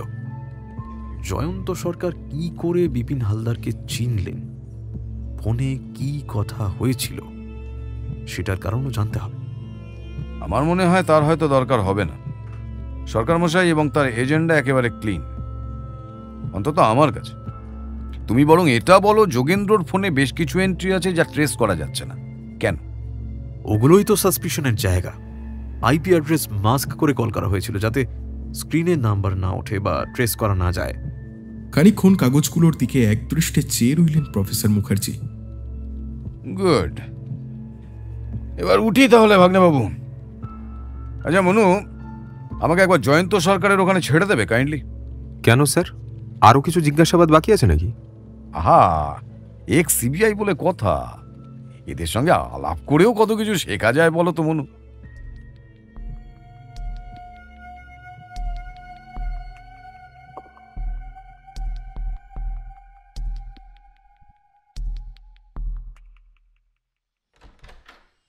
আরে আসুন আসুন প্রফেসর সাহেব, আমার মন বলছিল আপনি আজ আসবেন। সে কি জয়ন্ত বাবু, আপনি গোয়েন্দাগিরির সঙ্গে জ্যোতিষ চর্চাও করেন নাকি? কথাটা মন্দ বলেননি, দুটোর মধ্যে তফাৎ নেই বললেই চলে। দুটোতেই ধৈর্য সহকারে পর্যবেক্ষণ করার আর যুক্তিসঙ্গতভাবে অনুমান করার ক্ষমতা লাগে, আর লাগে ইনফরমেশন প্রসেস করার ক্যালি। ব্যাস, আর কি চাই?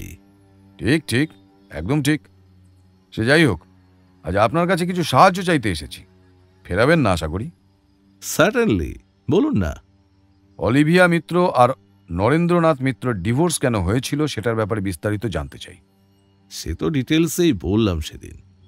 হুম, আমার মনে হচ্ছে এর মধ্যে আরো কিছু কেস আছে যেটা আপনি চেপে যাচ্ছেন, বলছেন না। হেসে ফেললেন জয়ন্ত সরকার। কতকটা রহস্যময় স্বরে বললেন, আর তার বদলে কি পাবো? আজ রাতের বেলায় একটা কেমিক্যাল অ্যানালিসিস রিপোর্ট পাবো বলে আশায় আছি। যদি পাই, কাল আপনাকে একটা ম্যাজিক দেখাবো, প্রমিস। আর আপনি কাল বিকেলের দিল্লির ফ্লাইট বুক করতে পারেন। জয়ন্ত সরকার উঠে গিয়ে একটা ব্ল্যাক ডগের বোতল আর দুটো গ্লাস নিয়ে এলেন। দুটো লার্জ পেক বানিয়ে একটা গ্লাস তুলে দিলেন প্রফেসর মুখার্জির হাতে। তাহলে শুনুন প্রফেসর মুখার্জি, আমরা যা জেনেছি তার পুরোটাই আপনাকে জানাচ্ছি।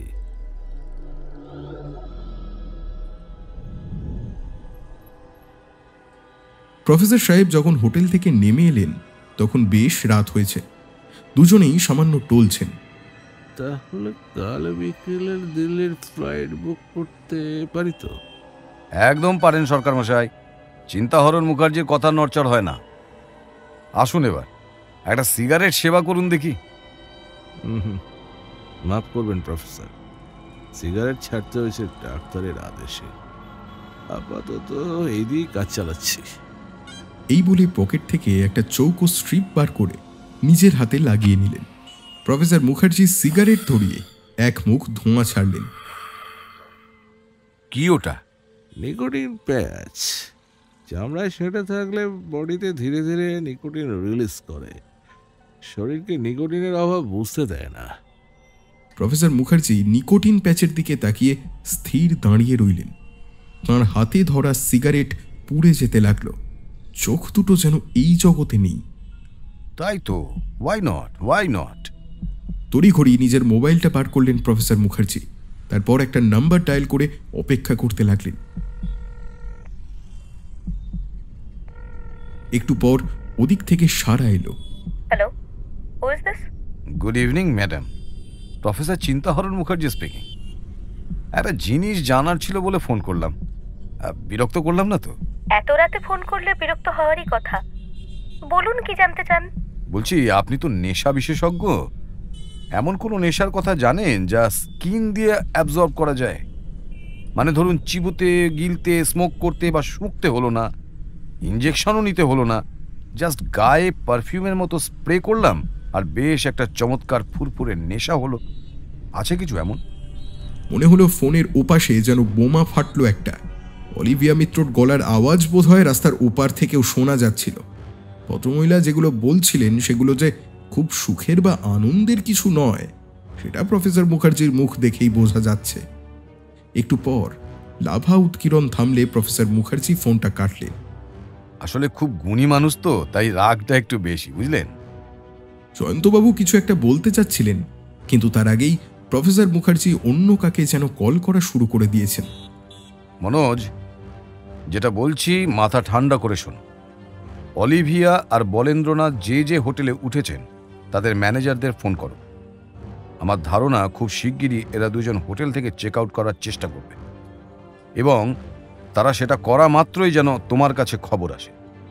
আর বিভিন্ন টালবাহানায় যেন ওদের আটকে রাখা হয় যতক্ষণ না তোমার টিম অকুস্থলে পৌঁছে যায়। দুজনকেই গ্রেপ্তার করবে। হ্যাঁ হ্যাঁ, দুজনকেই আমি বলছি। আর হ্যাঁ, দুজনের কাউকেই এমব্যাসিতে ফোন করতে দেবে না।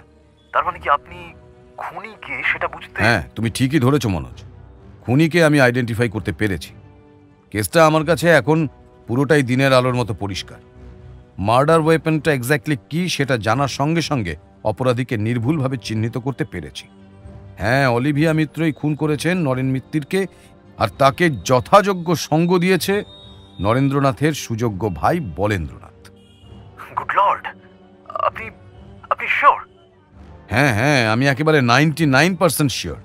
বাকি 1%ও নিশ্চিত হয়ে যাব সে মুহূর্তে যখন দুই মক্কেল চেক আউট করে পালাবার চেষ্টা করবেন। এবং আমি জানি সে চেষ্টা তারা করবেনি। বাই দ্য ওয়ে, যোগেন্দ্র যাদবের খোঁজ পাওয়া গেল? হ্যাঁ মামাবাবু, তবে ওর নাম যোগেন্দ্র যাদব নয়, রহমত শেখ। দাগি হিস্ট্রি শিটার। এরকম ধুরন্ধর ক্রিমিনাল কলকাতা শহরে কমই আছে। কম্পিউটার চালাতেও দক্ষ, পারে না হেন কাজ নেই। সে এখন হাড়কাটা গলির মধ্যে তার পুরনো আস্তানায় আশ্রয় নিয়েছে। তবে তবে চারিদিকে আমাদের লোক প্লেন রেসে ঘিরে রেখেছে, ওর পালাবার কোনো রাস্তা নেই।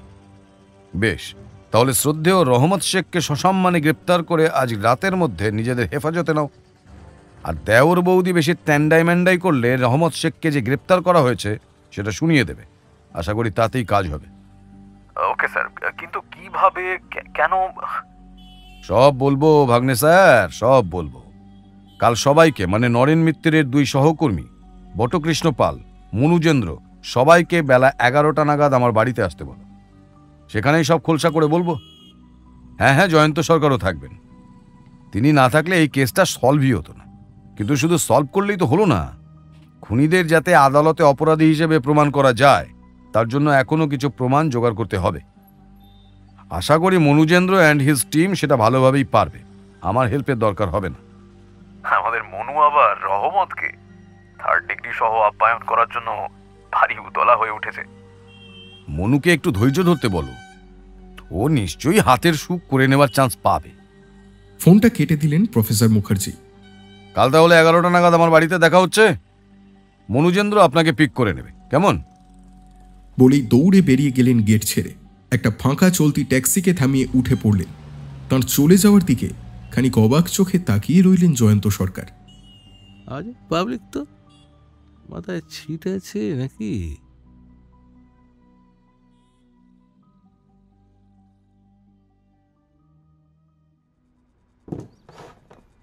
প্রফেসর মুখার্জি যখন উঠে দাঁড়ালেন তখন কাঁটায় কাঁটায় 11:15 বাজে। তাঁর ড্রয়িং রুম একেবারে ভর্তি। রাজকুমার, সুলতানা আর জয়ন্ত সরকার একটা সোফা ভাগাভাগি করে বসেছেন। মনোজ চাকলাদার আর মনুজেন্দ্র দুটো সিঙ্গেল সিটার সোফায়। ঘরের এক কোনায় একটা চেয়ারে বসে আছেন বটকৃষ্ণ পাল, মুখে একটা জর্দা পান গোঁজা। প্রফেসর মুখার্জি শুরু করলেন। আজ আমরা এখানে সমবেত হয়েছি প্রয়াত নরেন্দ্রনাথ মিত্র এবং বিপিন হালদারের মৃত্যু রহস্য নিয়ে কিছু আলোচনা করতে। আপনারা জানেন, কাল রাতে অলিভিয়া এবং বলেন্দ্রনাথ মিত্রকে গ্রেপ্তার করা হয়েছে। দুজনে প্রাথমিকভাবে তাদের অপরাধ স্বীকারও করেছেন। এবার আমি কি করে ওদের চিহ্নিত করলাম সেটাই বিশদে বলবো। আমরা জানি নরেন্দ্রনাথ একজন অত্যন্ত প্রতিভাবান পারফিউম বিশেষজ্ঞ ছিলেন। তিনি বহুদিন বিদেশের সুনামের সঙ্গে কাজ করেছেন। তারপর কোনো একটা ঘটনার মধ্যে দিয়ে তাঁর সেই কর্মজীবনের ইতি ঘটে এবং তিনি কলকাতায় ফিরে আসেন। নরেন্দ্রনাথ একজন একলা মানুষ ছিলেন। নিজের স্ত্রীর সঙ্গে তার ডিভোর্স হয়ে যায় এবং জানা যায় যে নিজের ভাইয়ের সঙ্গেও তাঁর বাক্যালাপ ছিল না। তিনি দেশে ফিরে কাজের লোকেদের সহায়তায় সংসার যাত্রা নির্বাহ করতে থাকেন এবং একটা অত্যাধুনিক পারফিউমারি গড়ে তোলেন, যেখানে বহুমূল্য পার্সোনালাইজড পারফিউম তৈরি হতো। এই পারফিউম বিক্রির জন্য তিনি একজন এজেন্ট নিয়োগ করেন, নাম বিপিন হালদার। বিপিন হালদারের একটা পারফিউমের দোকান আছে নিউ মার্কেটে, নাম শ্রীগুরু কসমেটিক্স। আজ থেকে কয়েকদিন আগে নিজের বাড়িতে এক বিচিত্র পরিস্থিতির মধ্যে নরেন্দ্রনাথ মিত্র খুন হন। মৃত্যুর কারণ বিষ প্রয়োগ, এবং আশ্চর্যের বিষয় হচ্ছে বিষটা কিভাবে অ্যাডমিনিস্টার করা হয়েছে সেটা ফরেন্সিক বিশেষজ্ঞরা বুঝতে পারছিলেন না। তার উপর সেদিন তার দরজায় লাগানো সিসিটিভিও অফ ছিল, ফলে কে এসেছিল তার কোনো চিহ্ন ছিল না। নরেন্দ্রনাথ যেদিন মারা যান তার আগের দিন তার সঙ্গে একজন দেখা করতে এসেছিলেন। তার পরের দিন দুপুরবেলা নরেন্দ্রনাথ বিপিনকে তাঁর বাড়িতে ডাকেন। তাদের মধ্যে কি কথা হয় কেউ জানে না। ঘণ্টাখানেক বাদে বিপিন বেরিয়ে যায়। সন্ধেবেলা তাঁর কর্মচারীরা সবাই চলে যায়। রাতের বেলা কেউ একজন আসে নরেন্দ্রনাথের সঙ্গে দেখা করতে এবং তাকে খুন করে যায়। নরেন্দ্রনাথ যেদিন মারা যান তার ঠিক দুদিনের মাথায় বিপিন হালদারের মৃতদেহ উদ্ধার করা হয় বেলঘরিয়া এক্সপ্রেসওয়ের পাশ থেকে। ফরেন্সিক রিপোর্টে জানা যায় তাকে ওই একই বিষ প্রয়োগে খুন করা হয়েছে। শুধু তাই নয়, সেই রাতেই শ্রীগুরু কসমেটিক্সে হানা দিয়ে আততায়ীরা মিত্তির মশাইয়ের কাছ থেকে কেনা সমস্ত পারফিউমের শিশি চুরি করে নিয়ে যায়। এবং এখানেই শেষ না, যেসব কাস্টমারদের কাছে নরেন্দ্রনাথের বানানো লেটেস্ট পারফিউমের শিশি পৌঁছেছিল সেগুলোও এক এক করে চুরি যায়, শুধু একজনকে বাদ দিয়ে।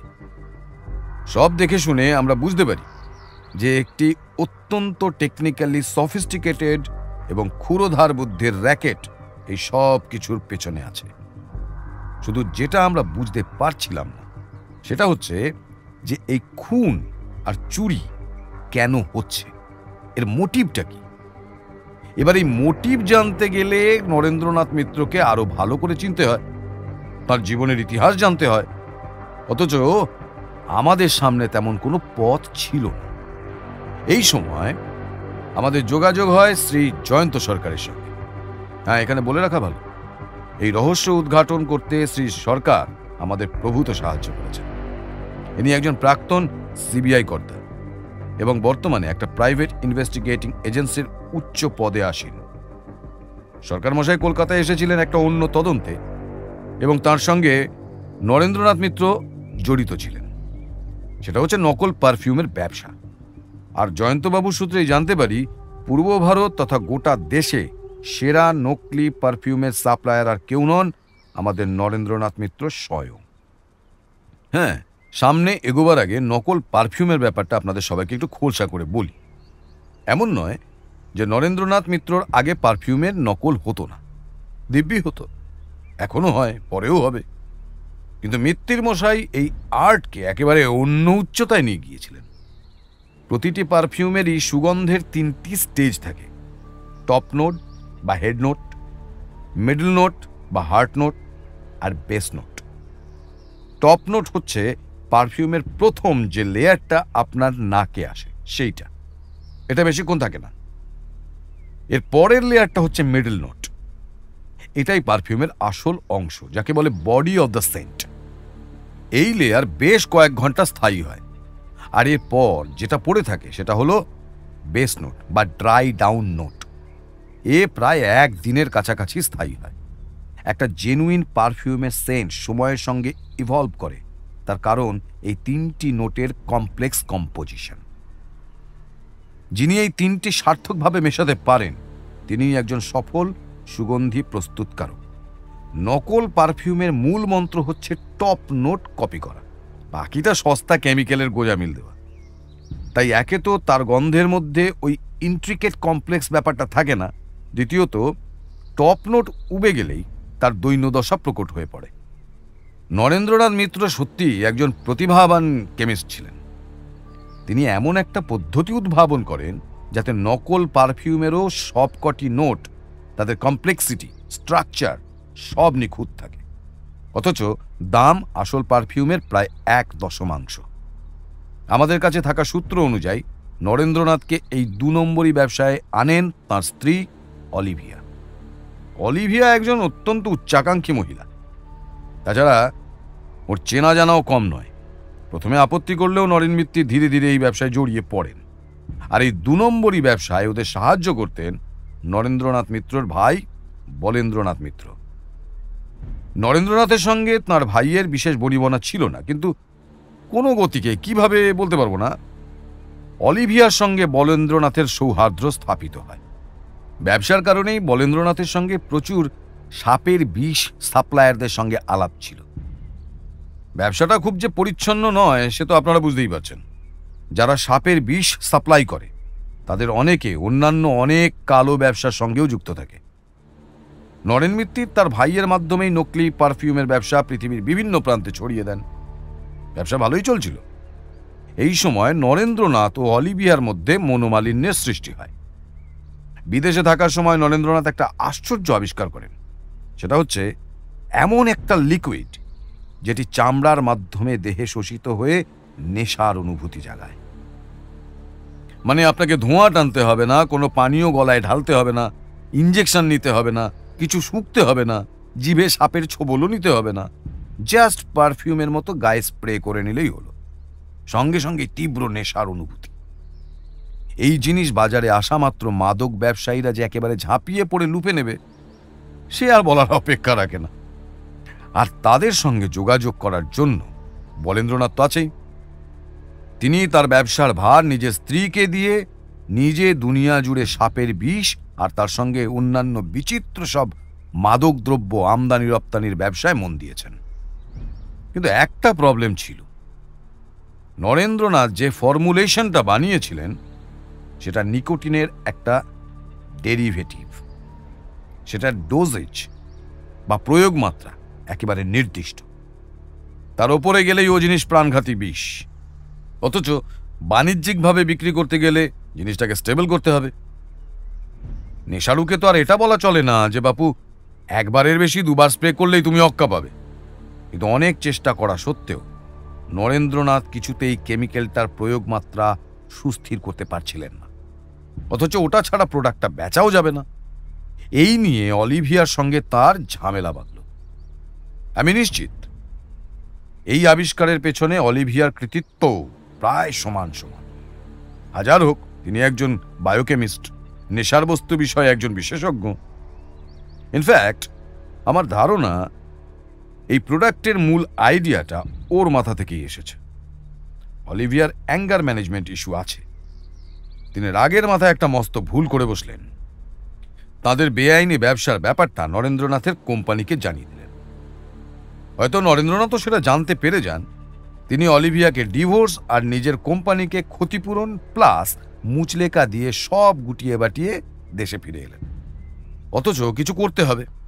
নরেন মিত্তিরকে কম টাকা দিতে হয়নি ক্ষতিপূরণ হিসেবে।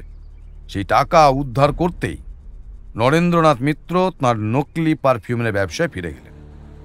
আর সেটা ঢেকে রাখতে সামনে একটা দুর্মূল্য পার্সোনালাইজড পারফিউম বেচার নাটক করলেন। নরেন মিত্তির কেন দিল্লি মুম্বাই ছেড়ে কলকাতাতেই এলেন তারও অবশ্য একটা কারণ আছে। কলকাতা তার জন্মস্থান তো বটেই, তাছাড়াও কলকাতায় দামি বিদেশি সুগন্ধির একটা চাহিদা আছে, অন্যান্য শহরের থেকে একটু বেশি। শুধু উচ্চবিত্ত নয়, কলকাতার সাধারণ মধ্যবিত্ত মানুষও যথেষ্ট পরিমাণে সেন্ট পারফিউম কেনেন। কিন্তু বিদেশি সেন্ট কেনার চল থাকলে কি হবে? বেশিরভাগ ব্র্যান্ডেরই যা দাম, সে দাম দিয়ে আসল সেন্ট কেনা অনেকেরই সাধ্যের বাইরে। এরই সুযোগ নেয় বেশ কিছু অসাধু কারবারি। কলকাতার বেশ কিছু অঞ্চলে বিদেশি দামি সুগন্ধির নকল তৈরি হয়। অভিজ্ঞ ব্যবহারকারীরা বা বহুদিনের সুগন্ধি বেচার অভিজ্ঞতা না থাকলে এই আসলের সঙ্গে সেই সব নকল পারফিউমের তফাৎ ধরা প্রায় অসম্ভব। আর বিপিন হালদার ক্রমেই এই ব্যবসার কিংপিং হয়ে উঠেছিল। তাই তার হাতে বাড়ি সারানো, বাইক কেনা, বিয়ে করার মতো দ্রুত পয়সা জমছিল। নরেন্দ্রনাথ কিভাবে বিপিনকে খুঁজে পেয়েছিলেন সেটা বলা মুশকিল, তবে মোডাস অপারেন্ডি ছিল এই রকম। তিনি নকলি পারফিউম বানিয়ে বিপিনকে সাপ্লাই করতেন, আর বিপিন কাবাড়িওয়ালাদের থেকে ফেলে দেওয়া বিদেশি পারফিউমের বোতল কিনে আনত কিলো দরে। তারপর সেগুলো ধুয়ে মুছে সাফ সুতরো করে নরেন মিত্তিরের সাপ্লাই দেওয়া নকল সুগন্ধি ভরে সিল করে দোকান থেকে আসল বলে বিক্রি করত, একদম আসলের দামে। প্রফিটের সিংহভাগ মিত্তির মশাইয়ের পকেটে যেত, বাকিটা বিপিনের। এদিকে নরেন্দ্রনাথ দেশে ফিরে আসবার পর অলিভিয়া আতান্তরে পড়লেন। নকলি পারফিউমের ব্যবসা বন্ধ, এক্সট্রা আমদানি বন্ধ। এবার বলেন্দ্রনাথও তার বৌদিকে গঞ্জনা দিতে লাগলেন। ফলে দুজনের মধ্যে একটা বিরোধ সৃষ্টি হল। দীর্ঘ 8 বছর গোপন গবেষণার পর অলিভিয়া নরেন্দ্রনাথের আবিষ্কার করা ফর্মুলেশনটা স্টেবল করার একটা পদ্ধতি খুঁজে পেলেন। কিন্তু সেটা প্রয়োগ করে দেখার জন্য নরেন্দ্রনাথের সাহায্য চাই। শুধু ক্ষুরোধার মস্তিষ্ক নয়, তার কাছেই আসল ফর্মুলেশনটি আছে। অলিভিয়ার কাছে লিকুইডের নমুনা ছিল বটে, কিন্তু তার অনেকটা গবেষণা করতে খরচা হয়ে গেছে, পড়ে আছে অল্পই। ফলে নরেন্দ্রনাথের সাহায্য নেওয়া ছাড়া উপায় নেই। প্রথমেই তিনি খবরটা জানালেন বলেন্দ্রনাথকে। দুজনে ঠিক করলেন যে এবার ফের নরেন্দ্রনাথকে দলে টানা যাক। সেই মতো অলিভিয়া নরেন্দ্রনাথকে ফোন করলেন, কিন্তু নরেন্দ্রনাথ এই প্রস্তাব উড়িয়ে দিলেন। একে তিনি অলিভিয়ার বিশ্বাসঘাতকতা ভোলেননি, দ্বিতীয়ত নকল পারফিউম বিক্রি করা এক জিনিস আর কেমিক্যাল মাদক বিক্রি করা আর এক জিনিস। পুলিশ প্রশাসনের হাতে পড়লে হয় যাবজ্জীবন, নয় ফাঁসি যাওয়া, কেউ আটকাতে পারবে না। এইবার অলিভিয়া আর বলেন্দ্রনাথ দুজনে মিলে একটা ফোন দিয়ে আঁটলেন। তারা ঠিক করলেন কলকাতায় এসে নরেন্দ্রনাথকে ভয় দেখিয়ে বা যেভাবেই হোক দলে টানবেন।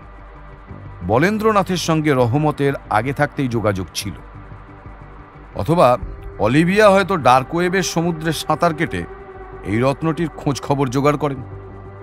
এখানে জানিয়ে রাখা ভালো, অলিভিয়া তার প্রাক্তন স্বামীর মতোই একজন তুখোর সাইবার বিশেষজ্ঞ। ফলে কে এই রত্নটির খোঁজ আগে পান সে ওরাই বলতে পারবে। সে যাই হোক, এইবারে সব আঁটঘাট বেঁধে দুজনে আসরে নামলেন। মাস দুয়েক আগে নরেন মিত্তিরের আগের ড্রাইভার ভজহরিকে অকুস্থল থেকে সরালেন। সে বেচারি আজ বেঁচে আছে কিনা কে জানে। বেঁচে থাকলে তারও এক প্রস্ত এজাহার নিতে হবে। এদিকে প্ল্যান মাফিক ভজহরির জায়গায় শ্রীমান রহমত যোগেন্দ্র যাদব পরিচয় দিয়ে নরেন্দ্রনাথের ড্রাইভারের কাজে ঢুকল। নরেন্দ্রনাথ বুঝতেও পারলেন না যে তিনি একটা ক্রিমিনাল মাইন্ডেড জীবন্ত সিসিটিভির হাতে বন্দী হয়ে গেলেন। ক্রমেই নরেন মিত্তিরের বাড়ি আর ব্যবসার সব হাল হকিকত গতিবিধি সব দুজনের নখদর্পণে চলে এল। আজ থেকে দিন 15 আগে অলিভিয়া নরেন্দ্রনাথকে বললেন তিনি কলকাতায় আসছেন, একবার নরেন্দ্রনাথের সঙ্গে দেখা করতে চান। নরেন্দ্রনাথ নিমরাজি হলেন। আমার ধারণা প্রথমে বলেন্দ্রনাথের প্ল্যান ছিল রহমতকে দিয়ে নরেন্দ্রনাথ মিত্রর ল্যাপটপ চুরি করা। তারপর অলিভিয়াই ওকে বোঝান যে নরেন মিত্তির শুধু একজন উঁচুদরের কেমিক্যাল ইঞ্জিনিয়ার নন, ফার্স্ট ক্লাস সাইবার বিশেষজ্ঞও বটে। তার ল্যাপটপের এনক্রিপশন এতই হাই স্ট্যান্ডার্ডের যে অলিভিয়ার মতো সাইবার এক্সপার্টদেরও ঘোল খাইয়ে দিতে পারে। তাই নরেন্দ্রনাথকে সরাসরি দলে টানাটাই বুদ্ধিমানের কাজ হবে। পরিকল্পনা মাফিক সব ঠিকঠাক। অলিভিয়া আর বলেন্দ্রনাথ অকুস্থলে পৌঁছে গেছেন। রহমত ওরফে যোগেন্দ্র একদম রেডি।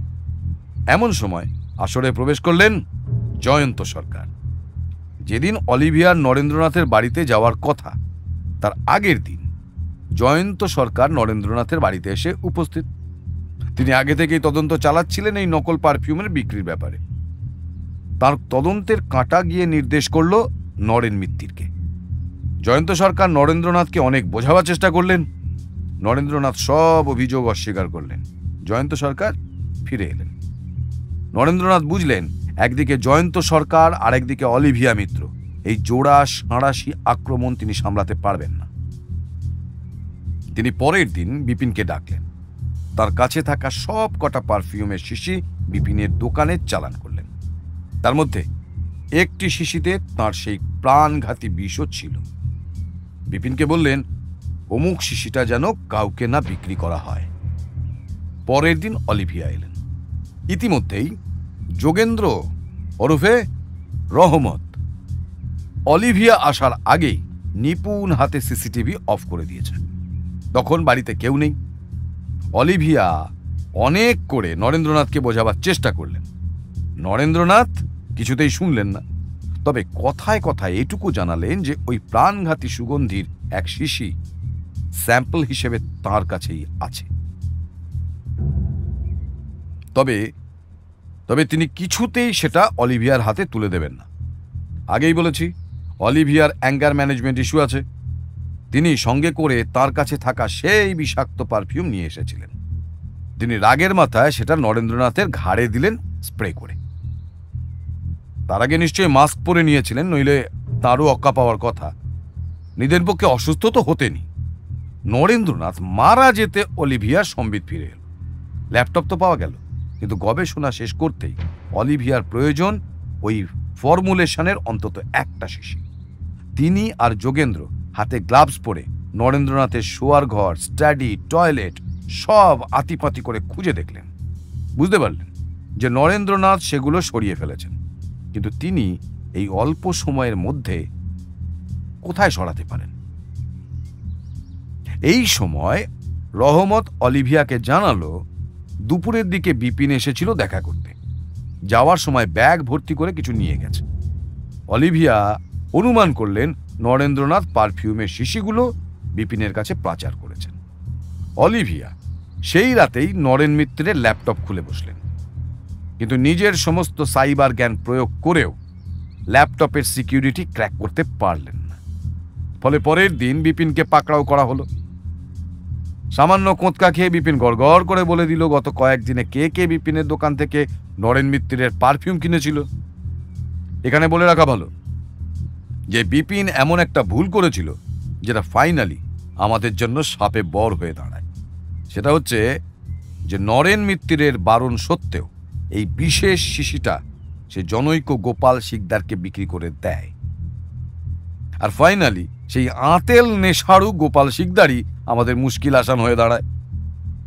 সে যাই হোক, জিজ্ঞাসাবাদে শেষে বিপিন হালদারকে খুন হতেই হলো, কারণ নিজের অপহরণকারীদের চিনে ফেলার পর তাকে তো আর বাঁচিয়ে রাখা যায় না। এরপর শুরু হলো ট্রেজার হান্ট। প্রথমে বিপিনের দোকান থেকে নরেন মিত্তিরের ফ্যাক্টরি থেকে আসা সমস্ত পারফিউমের শিশি তুলে আনা হলো। অলিভিয়া দেখলেন যে তার মধ্যে তার অভীষ্ট শিশিটি নেই। এরপর যারা যারা বিপিনের দোকান থেকে নরেন মিত্তিরের পারফিউম কিনেছিল তাদের সব শিশি সিস্টেমেটিক্যালি চুরি করা হলো। কোনো না কোনো গতিকে এদের গতিবিধির খোঁজ অলিভিয়া পেয়েই যাচ্ছিলেন, কারণ ওই যে বললাম, সাইবার বিশেষজ্ঞ হিসেবে তিনি তার প্রাক্তন স্বামীর সমকক্ষ না হলেও প্রায় তার কাছাকাছি প্রতিভাবান। কিন্তু এত করেও অলিভিয়া তার সাধের পারফিউমের শিশিটি উদ্ধার করতে পারলেন না। তার শেষ পয়েন্টার এসে দাঁড়ালো গোপাল শিকদারের ওপর। এদিকে গোপাল শিকদার একটা আদ্যন্ত নেশাখোর প্রাণী। খুব সম্ভবত সাপের চুমকুড়ি ছাড়া বাকি সব নেশাই সে করেছে। কথায় বলে নিয়তি কেন বাধ্যতে। দৈবের নির্বন্ধাতিশয্যে ওই বিষাক্ত পারফিউমের শিশিটি গোপাল শিকদারেরই কপালে জুটল। সে এক প্রসন্ন দুপুরে গাঁজা খেয়ে সাপ্তাহিক স্নান যাত্রা সেরে ব্রেন এবং কিডনি খাটাবার জন্য সেই কালান্তক পারফিউম বগলে স্প্রে করলো এবং অজ্ঞান হয়ে পড়ে গেল, কিন্তু অক্কা পেল না। এর কারণ কি? কথায় বলে স্নেহ জিনিসটা নাকি নিম্নগামী, সেরকমই নেশা জিনিসটা হলো ঊর্ধ্বগামী। মানে আপনি যদি কোনো একটা নেশা করতে করতে দেখেন যে একটা পর্যায়ের পর সেই নেশায় আর তেমন মৌতাত আসছে না, তখন আপনি নেক্সট লেভেলের নেশায় শিফট করে যান। তখন কঠিন এবং কঠিনতর নেশাদ্রব্যের প্রতি আপনার আকর্ষণ এবং নিচ গোত্রীয় নেশাগুলির প্রতি কম করে হলেও এক ধরনের রেজিস্ট্যান্স জন্মায়। খুব সম্ভবত এই রেজিস্ট্যান্সই গোপাল শিকদারকে ওই প্রাণঘাতী পারফিউম স্প্রে করার পরেও একেবারে না মেরে জাস্ট অজ্ঞান করে রাখে। আমাদের সৌভাগ্য যে গোপাল শিকদার হপ্তায় হপ্তায় একবার স্নান করত, আর একমাত্র স্নানের পরেই গায়ে পারফিউম লাগাত। ছোকরার রোজ স্নান করে বডিতে পারফিউম মাখার অভ্যেস থাকলে হয়তো আমরা তার শ্রাদ্ধে মৎস্যমুখীর নেমন্তন্ন পেতাম, কিন্তু এই রহস্যের উদ্ধার হতো না। হ্যাঁ, আমি যে মুহূর্তে আন্দাজ করতে পারি যে গোপাল শিকদারের কাছে এই রহস্য সমাধানের চাবিকাঠি থাকলেও থাকতে পারে, সেই মুহূর্তেই তাকে একটা রিসর্টে শিফট করা হয় কড়া পাহারা সহ। আর তাকে জেরা করতে গিয়েই এই কেসের ব্রেক থ্রু পাই আমি। রহমতের একটা ছোট্ট ভুল তাকে ধরিয়ে দিল। আমি যোগেন্দ্রকে জেরা করার সময় তার মোবাইলের যে ব্যাক কভার দেখেছিলাম, একদম সেই সেম ব্যাক কভার দেখতে পাই রিসর্টের পার্কিং লটে দাঁড়িয়ে থাকা একটা ড্রাইভারের হাতে। সেই একই সিংহের মুখ আঁকা, মাথার দিকে অল্প ভাঙা। সঙ্গে সঙ্গে বুঝে যাই যোগেন্দ্রই ছদ্মবেশে ওখানে উপস্থিত হয়েছে। আর তার একটাই উদ্দেশ্য থাকতে পারে, গোপাল শিকদারের কাছে থাকা পারফিউমের শিশিটি চুরি করা। কিন্তু যোগেন্দ্র ওরফে রহমতকে ট্রেস করা গেলেও আমার ধন্দ কাটছিল না। কি সেই বহুমূল্য জিনিস যার জন্য দুখানা খুন হয়ে গেল। ফাইনাল সলিউশন পেলাম কাল রাতে। জয়ন্তবাবুর সঙ্গে কথা বলতে গিয়ে দেখি তিনি সিগারেট রিপ্লেসমেন্ট থেরাপি হিসেবে নিকোটিনের প্যাচ ইউজ করছেন। বিদ্যুৎ চমকের মতো মনে পড়ে গেল বটকৃষ্ণ পালের কথা। 2 ভিকটিমেরই গলায় ঘাড়ে নিকোটিনের স্ট্রেন পাওয়া গেছে, অথচ তাঁরা কেউ খুব বেশি ধূমপান করতেন না। তাহলে কি নরেন্দ্রনাথ নিকোটিনের এমন কিছু ডেরিভেটিভ আবিষ্কার করেছিলেন যা দিয়ে মানুষ খুন করা যায়? আর যদি করে থাকেন, সে বিষয়ে কনফার্ম করার সবচেয়ে উপযুক্ত মানুষ কে? অবশ্যই তার স্ত্রী অলিভিয়া মিত্র। আমি অলিভিয়াকে তৎক্ষণাৎ ফোন করলাম। তার রিয়াকশন শুনে স্পষ্ট বুঝতে পারলাম পাখি এবার ফাঁদে পড়েছে।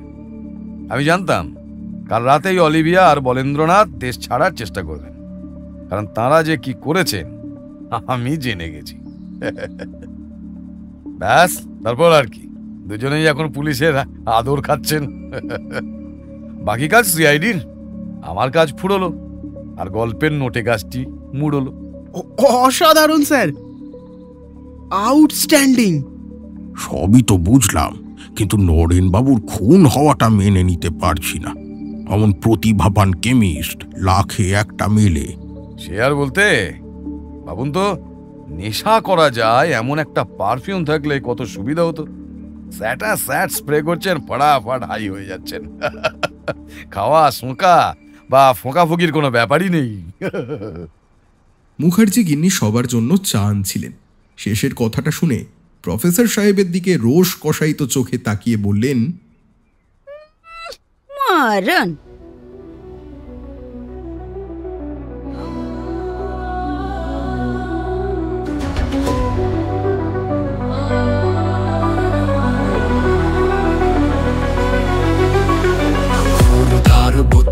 সে ভোজন রসিক, বিরিয়ানি দেখলে যে ভুলে যায় দিক, তবু তার মগজেই দেওয়া আছে শান, খুনিকে ধরবে সে খুঁজবে প্রমাণ।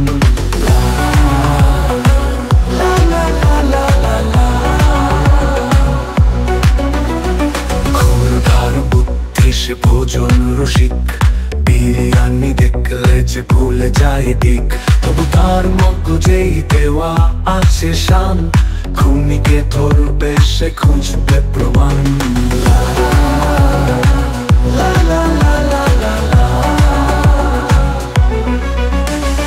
রহস্য ঘনায় যখন আবার মনুকে নিয়ে ফের প্রফেসর, রহস্য ঘনায় যখন আবার মনুকে নিয়ে ফের প্রফেসর, হারবে জিতবে তবু লড়বে সে জানো, আর পাবে আর কোনো শয়তান, ভাঙবে করবে তবু উঠে সে দাঁড়াবে, দুষ্টু লোকেরা খোঁজে কোথায় পালাবে।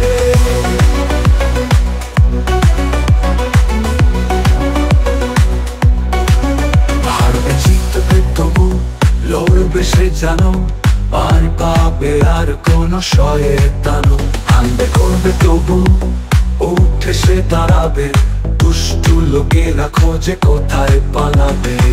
ভাবনা চিন্তা সব হয়ে যায় জল, চিন্তা হরণ নাম করে সম্বল, মুখার্জি সারে সে করে বাজিমাত, অন্ধকারের শেষে আসবে প্রভাত। লা লা লা লা লা লা লা,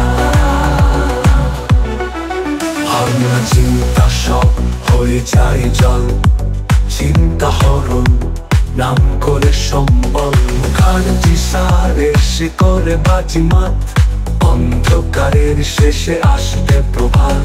লা লা লা লা লা, রহস্য ঘনায় যখন আবার মনুকে নিয়ে ফের প্রফেসর, রহস্য ঘনায় যখন আবার মনুকে নিয়ে ফের প্রফেসর, হারবে জিতবে তবু লড়বে সে জানো, আর পাবে আর কোনো শয়তান, ভাঙবে করবে তবু উঠে সে দাঁড়াবে, দুষ্টু লোকেরা খোঁজে কোথায় পালাবে। লা লা লা লা লা লা, হারবে জিতবে তবু লড়বে সে জানো, আর পাবে আর কোনো শয়তান, ভাঙবে করবে তবু উঠে সে দাঁড়াবে, দুষ্টু লোকেরা খোঁজে কোথায় পালাবে।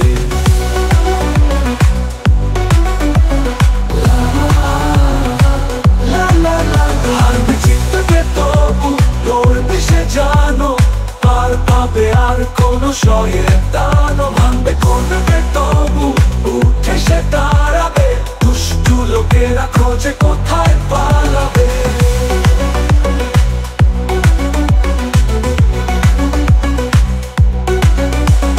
ছবি থেকে শুরু করে ব্যাংক জালিয়াতি, আত্মহত্যা হোক অথবা ডাকাতি, যখনই বেড়েছে খুব রহস্য জট, এসে গেছে ওই দেখো ওরে মন কর লা লা লা লা লা লা লা লা